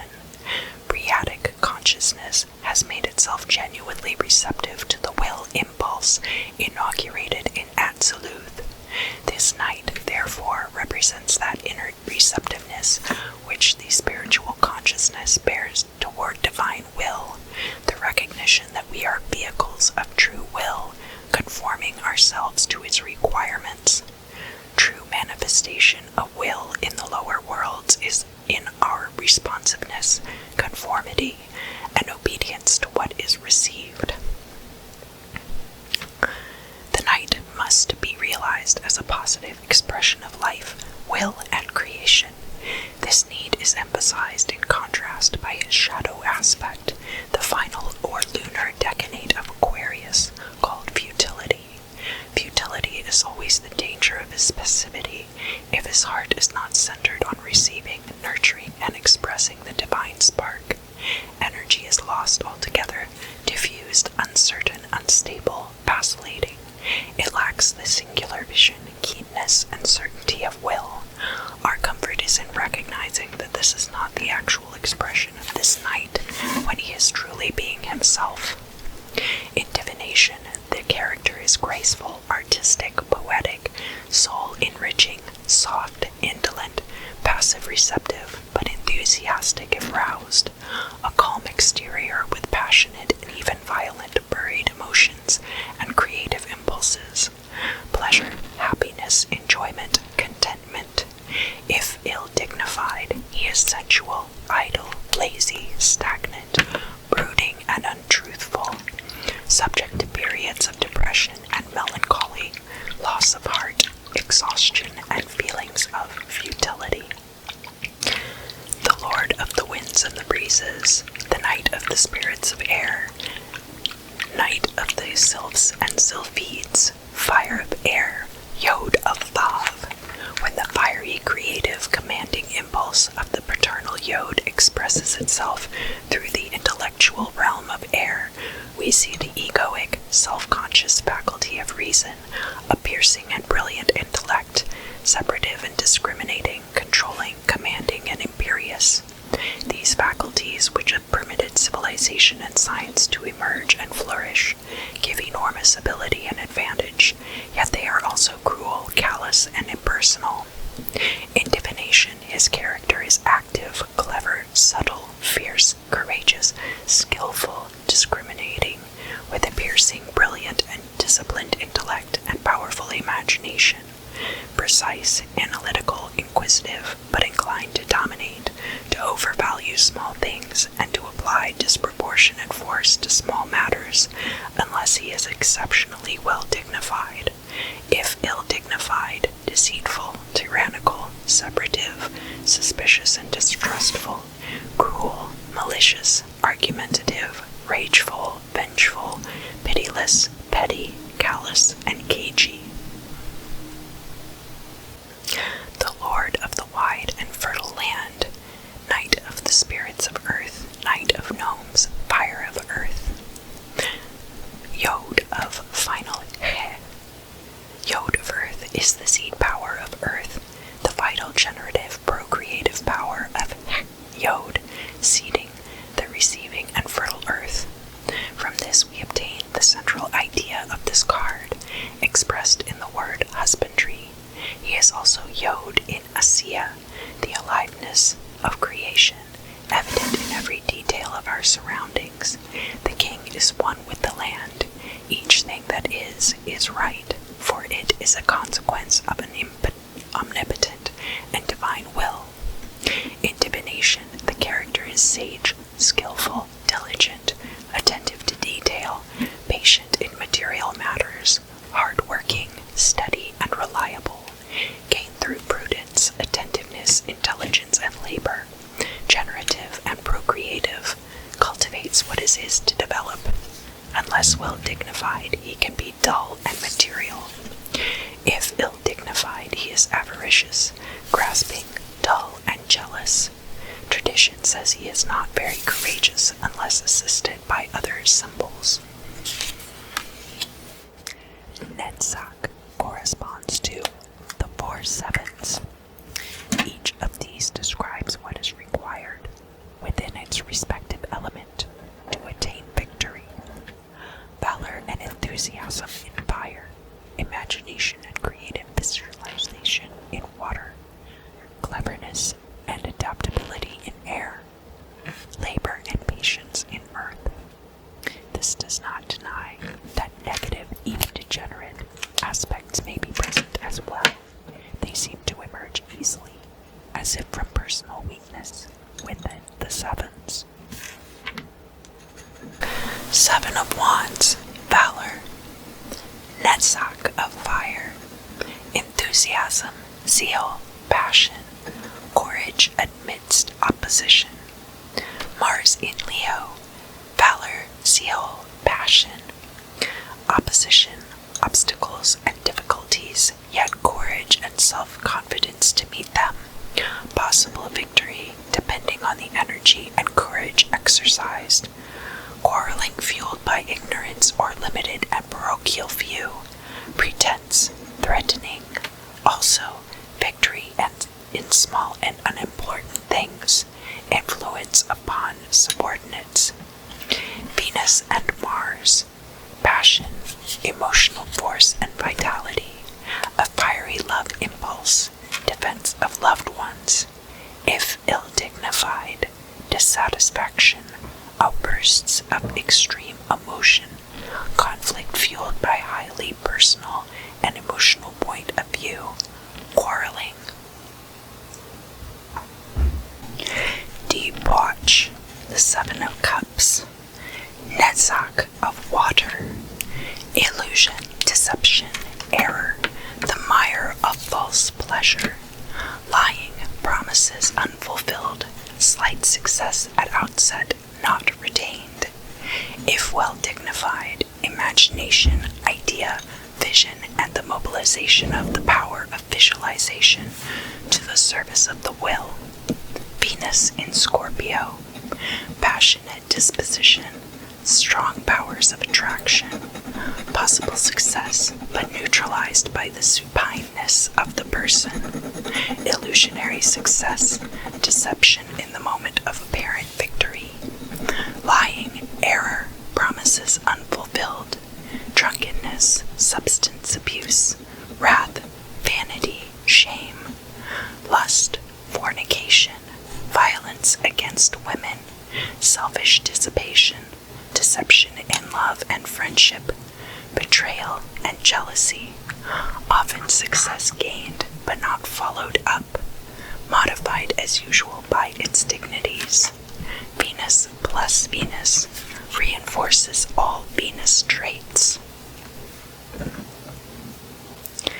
Futility, the Seven of Swords.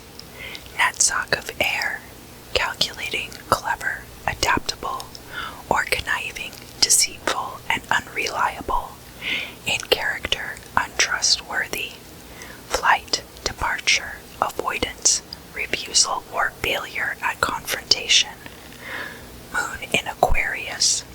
Loss of energy, diffusion, uncertainty, doubt, vacillation, unstable effort, unreliable, mentally distractible, incapable of sustained effort, yielding when victory is within grasp, as if the last reserves of strength were used up, inclination to lose when on the threshold of winning, though not continuing the effort, partial success at best, love of abundance, fascinated by display, given to complaints, affronts, and insolences, and to spy upon others, inclined to betray confidences, not always intentionally but through inattentiveness or weakness. Venus and the Moon. Passivity, emotional, desire for comfort, moodiness, shyness, easily influenced by others, good intentions but unrealistic assessment. If well dignified, may add tenderness, emotional expressiveness, affection, grace, but the quality of the suit of swords seriously impedes these more desirable, tender, and feeling aspects of Venus and the Moon.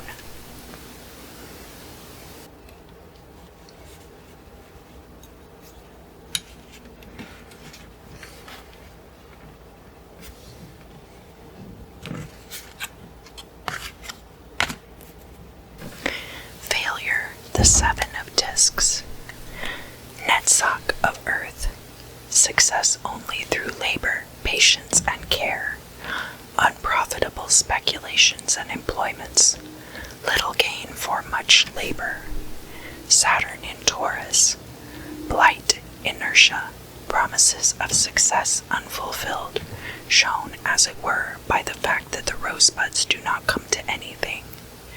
Loss of apparently promising fortune, loss of one's labor, hopes deceived and crushed, restrictions or inhibitions impede worldly advancement, disappointment, misery, slavery, necessity, and baseness.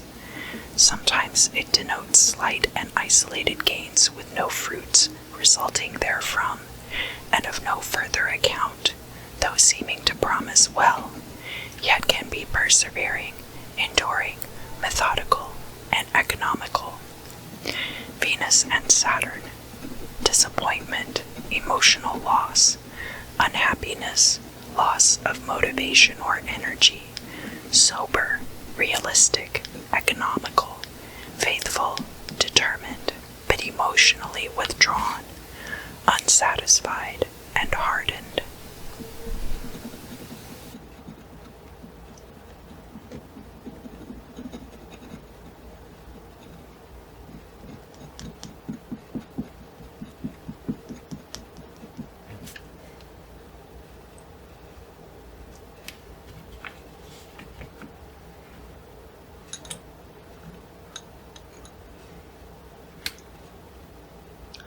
Ode corresponds to the 4 eights.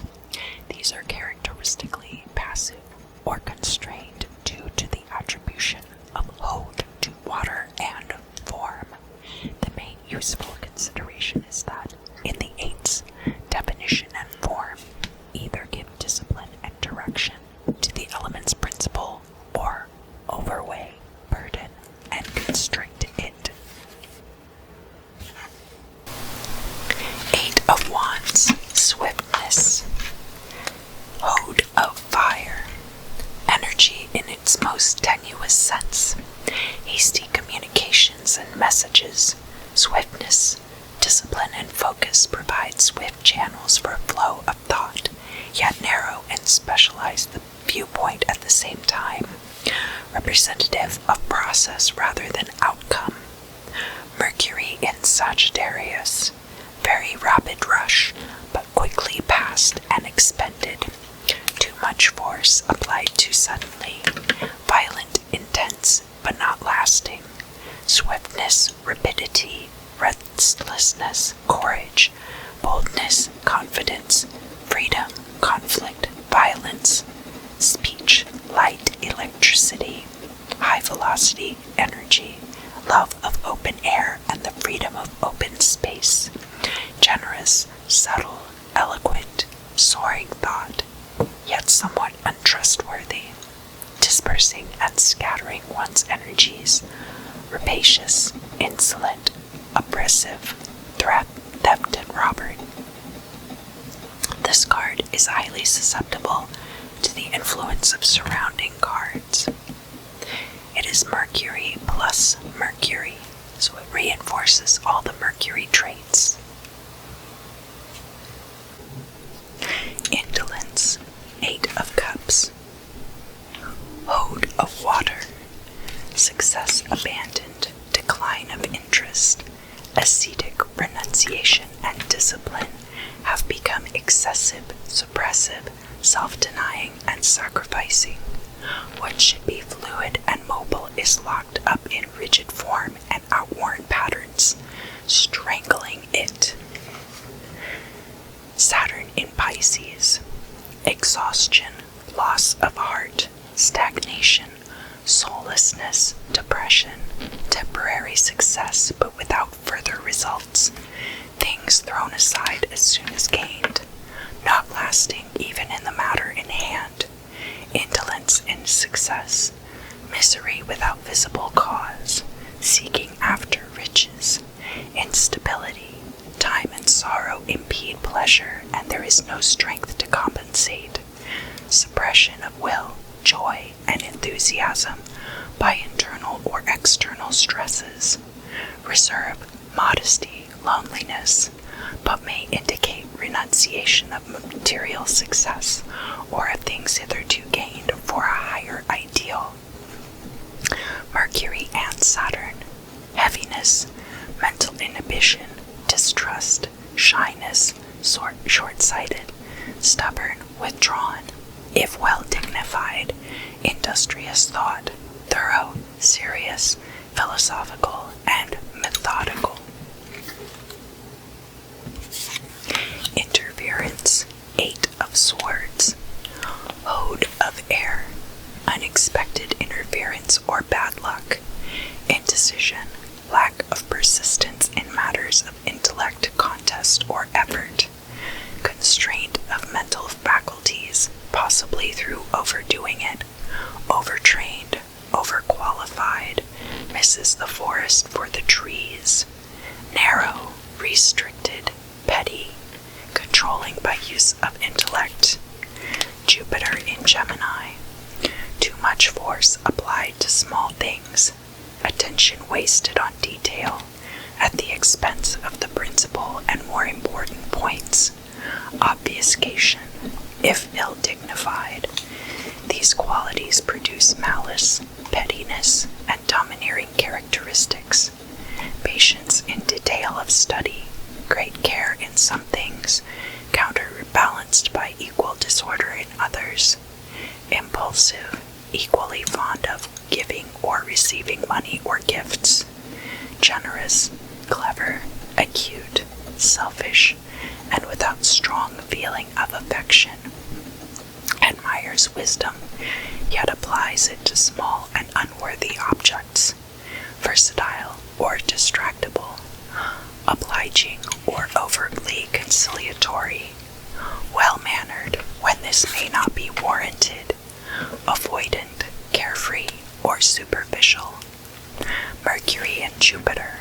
Intellectual but frivolous, mischievous, unable to focus or concentrate, absent-minded, autistic. If well dignified, may indicate common sense, a gift for speech, ease of learning, and resourcefulness.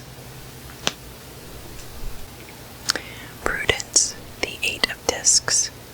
Ode of Earth. Skill, prudence, cunning, and caution. Discipline and skill hone practical intent into finished results. Artisanship, skill at one's craft. Soul in Virgo. Calculation, intelligence, skill, diligence, care to detail, methodical, orderly, carefully applied to material matters, especially in agriculture, artifice, or building. Overly careful in small things at the expense of great. Penny wise and pound foolish. Gain of money in small sums. Prudent, industrious. Mercury and the Sun. Practical, resourceful, clear mind, with those character traits conducive to careful work and fine detail.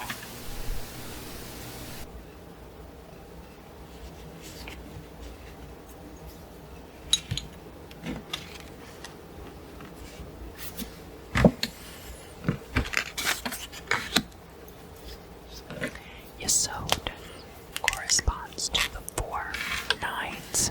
These show the fullest practical formulation of the element as the fruit or expression of all the forces preceding it. Being lunar, the nines also show distinctive psychological patterns that have reached a certain fixity or maturity, for good or ill. These cards cannot be rightly interpreted without acknowledging this psychological component. A very great fundamental force or power is expressed. 9 of Wands, strength. Yesod of fire. Strength, power, vitality, health. The fires of the vital soul are strong, ardent, and creative. Equilibrium within the psyche. Dynamic, ongoing resolution of internal conflict. Great success, but with strife. Victory preceded by apprehension and fear. Luna and Sagittarius. Mobility, adaptability, stability through ongoing change. Tremendous and steady force that cannot be shaken. Herculean strength, yet sometimes applied with intelligence. Generous, questioning, and curious, fond of external appearances, intractable, obstinate. Luna plus Luna reinforces all lunar traits. Happiness, the Nine of Cups, Yesod of water, richness of the soul, satisfaction of sensuous, creative, and sexual needs, complete success, pleasure and happiness, wishes fulfilled, Jupiter in Pisces, complete realization of pleasure and happiness, almost perfect, heightened capacity for enjoyment, kindness, contentment, self-praise, vanity, conceit, much talking of self, yet kind and lovable, high-minded, not easily satisfied with small and limited ideas, apt to be maligned through too much self-assumption, a good and generous nature, but sometimes foolish, indulgent, and self-satisfied. Luna and Jupiter, happiness, kindness, satisfaction, sense of well-being, popularity, pleasure, enjoyment of rich living, but also philosophical, high-minded, with a keen social conscience.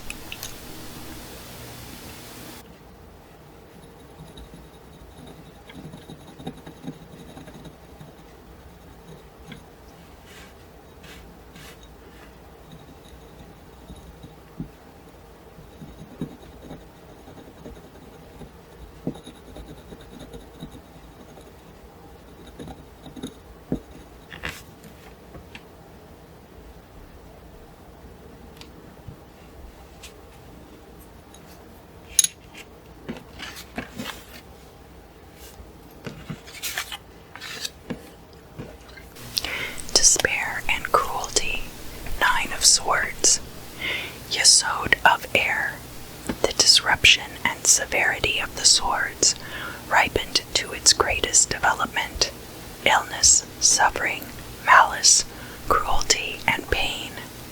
Unconscious primitive instincts are roused, often pathological, nightmares. Mars in Gemini, despair, cruelty, pitilessness, malice, argument, rage, revenge, suffering, worry, anxiety, loss, misery, agony of mind, suffering, frustration, restlessness, exhaustion of thought or powers of mind, burden, oppression, labor, subtlety, craft, criticism, dishonesty, lying, slander, if well dignified, mental discipline, reserve, faithfulness, patience, unselfishness, analysis, inquiry, and discrimination. Luna and Mars, the automatic, reactive stirring of heartless passions, friction, hurt, irritability, excitability, emotional pain, severity, conflict, quarreling, hastiness, or great emotional force, fighting nature, candor, forthrightness.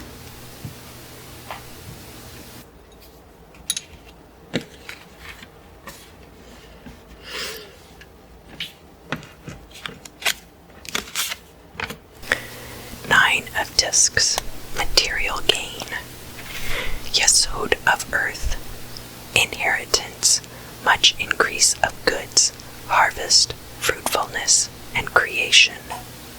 Venus in Virgo, complete realization of material gain, goods, riches, good fortune in material affairs, treasuring of goods, if ill dignified, covetousness, theft, and knavery.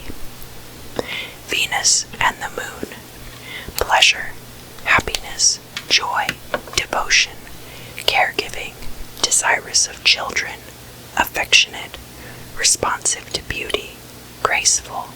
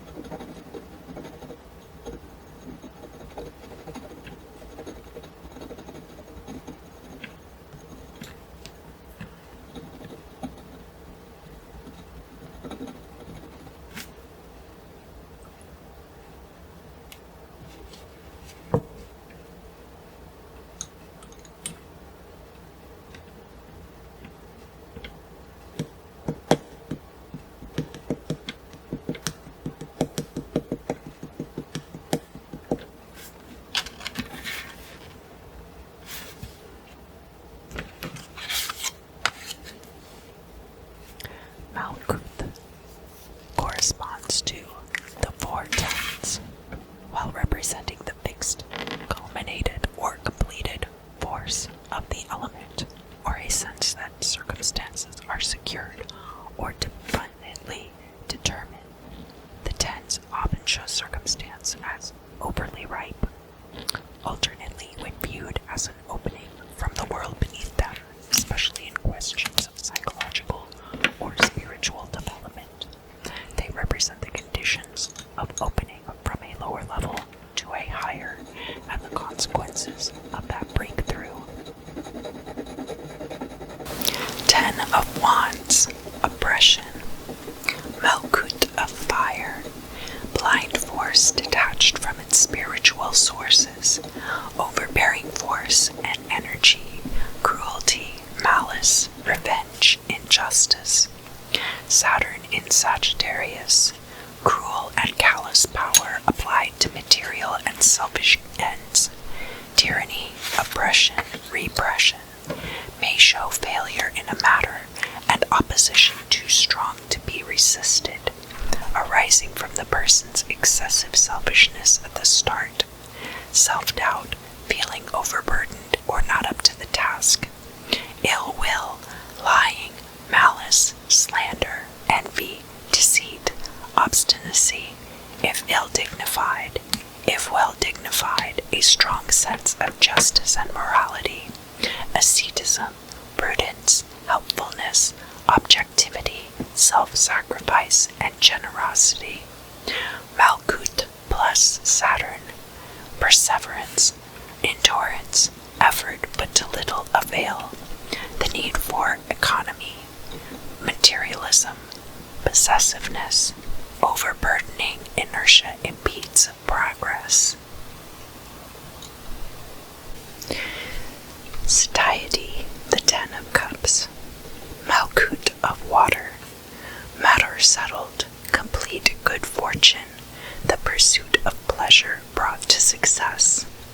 Mars in Pisces, permanent and lasting success and happiness, because inspired from above. Not so sensual as the happiness of the Nine of Cups, yet almost more truly happy.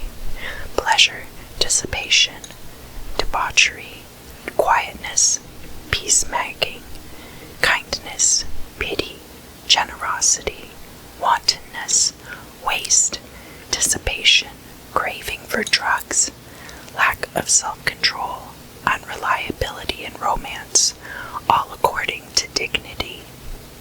Malkuth and Mars, sensuousness, intractability, a fondness for material things, potentially avaricious and vindictive, yet also capable of a vital, energetic, successful way of living the practical life in the world.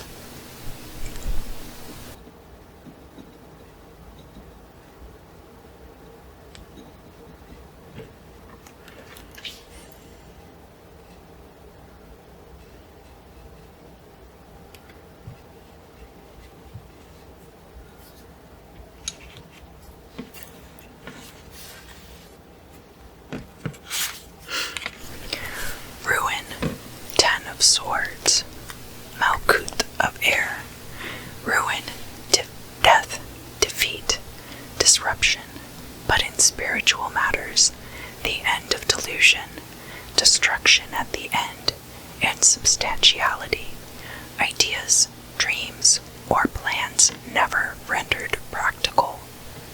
Sun in Gemini, undisciplined warring forces, complete failure, disruption, disorder, and dispersal of the sun's harmonious and stable energy, damping down of the creative impulse, weakness, corruption, disintegration, ruin of plans and projects, but especially if well dignified, with the implicit promise of some new dawn beyond the present circumstances, disdain, insolence, and impertinence, yet mirth and jollity therewith, loving to overthrow the happiness of others, gossip, given to much unprofitable speech and many words, let clever and eloquent according to dignity. Malkuth and the Sun, the end of delusion, a light cast upon the illusions of matter, need for a sounder material orientation, the the need for perseverance, endurance, practicality, need for sense of practical reality, sense of form, and sense of humor.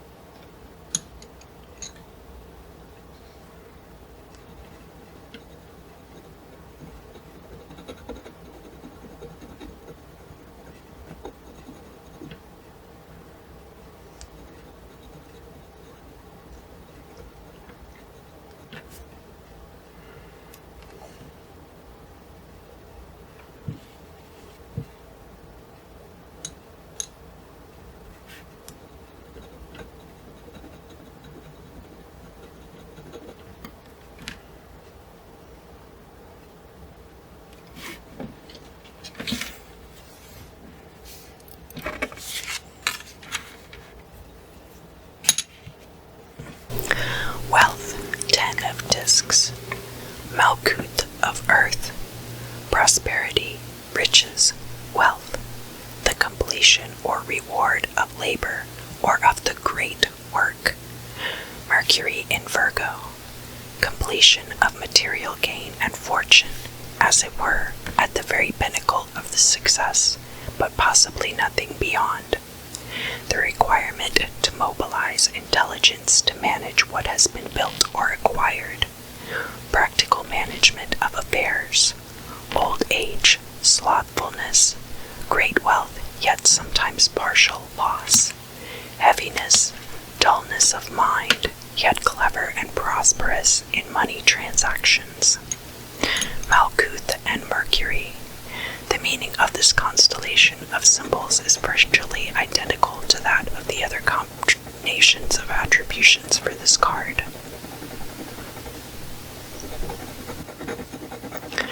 The 4 princesses or pages are Amazons, standing firmly of themselves, neither riding upon horses, nor seated upon thrones, nor borne in chariots. They represent the forces of the final Heh of the name in each suit, completing, consolidating, and materializing the influences of the other scales, the mighty and potent daughter of a knight and queen, a princess powerful and terrible, an empress whose effect combines those of the knight, queen, and prince, or king, even as the elements of fire, water, and air are combined in the fabric of what we term earth. She is at once volatile and permanent, an inertia of irresistible momentum. Therefore is she symbolized by a figure standing firmly by herself, only partially draped, and having but little armor. Her power exists only as a consequence of the others. She must be manifested as the daughter of wisdom and understanding, or of will and love, and the betrothed of beauty, and then indeed her force is mighty and terrible materially, a temple rightly builded, and the throne of the forces of spirit. Woe unto whomsoever shall make war upon her when she is thus firmly established. The princess or page of the shining flame, the rose of the palace of fire.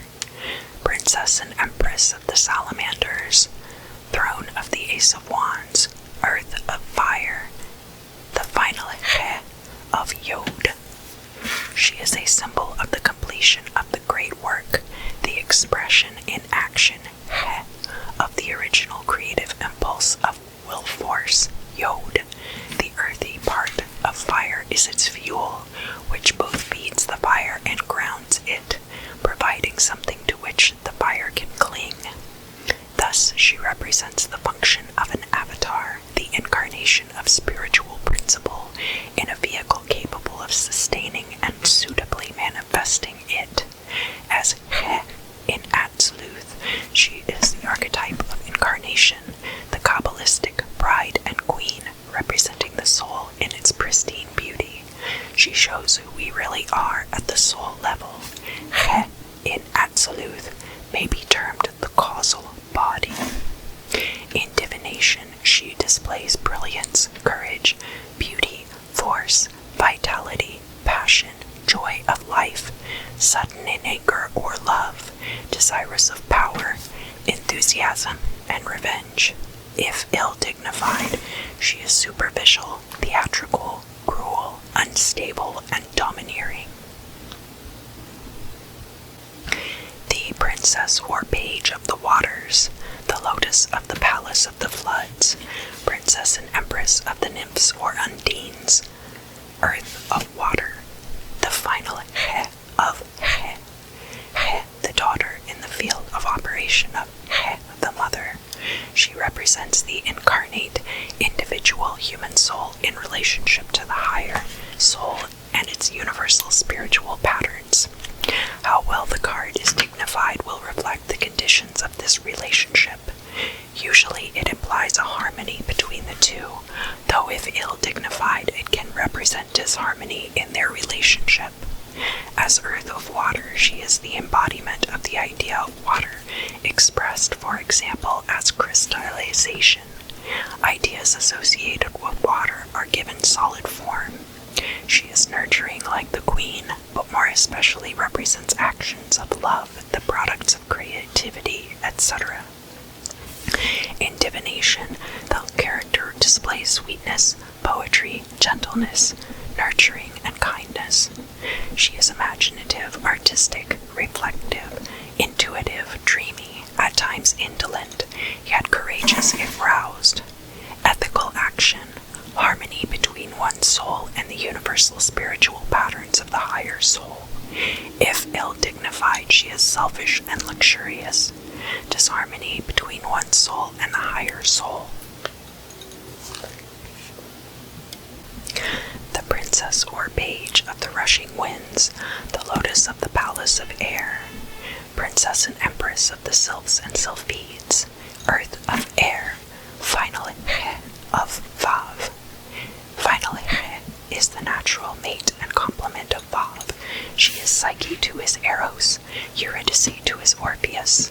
More than that, the relationship between the Yetziratic or astral world and the physical body is complex. In occult science, much is known regarding this relationship of Psyche and Soma, and we shall not be able to cover more than a touch of it here. This, therefore, is a card of magic, witchery, and sorcery, among other things. In divination, the character is wise, strong, acute, vigilant, strategic, subtle in material things, with grace, dexterity, and practical sense, battling for insight, knowledge, and wisdom. If ill-dignified, she is frivolous and cunning.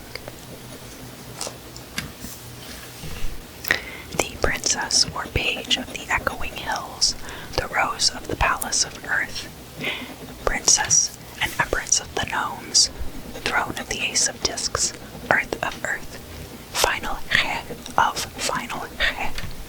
Here is the final fruition of the entire set of court cards. She is the fulfillment of that initial impulse inaugurated by the Knight of Wands, or Yod of Yod. She is that will which is done on earth as it is in heaven, the fertile, productive ripening of all purpose, and the perfection of the alchemical stone. The temple must be rightly builded before the god indwells it. The receiving point must be established before the current begins to flow. It is through her perfection that the lightning will of Yod flashes forth. It is she who awakens the eld of the old king. Like nature, she is already pregnant, pregnant with possibility and pregnant with meaning. In divination, the character is generous, kind, benevolent, diligent, deliberate, careful, courageous, persevering. Fulfillment of one's potential or of true will, pregnant with possibility and meaning. If ill-dignified, she is wasteful and prodigal.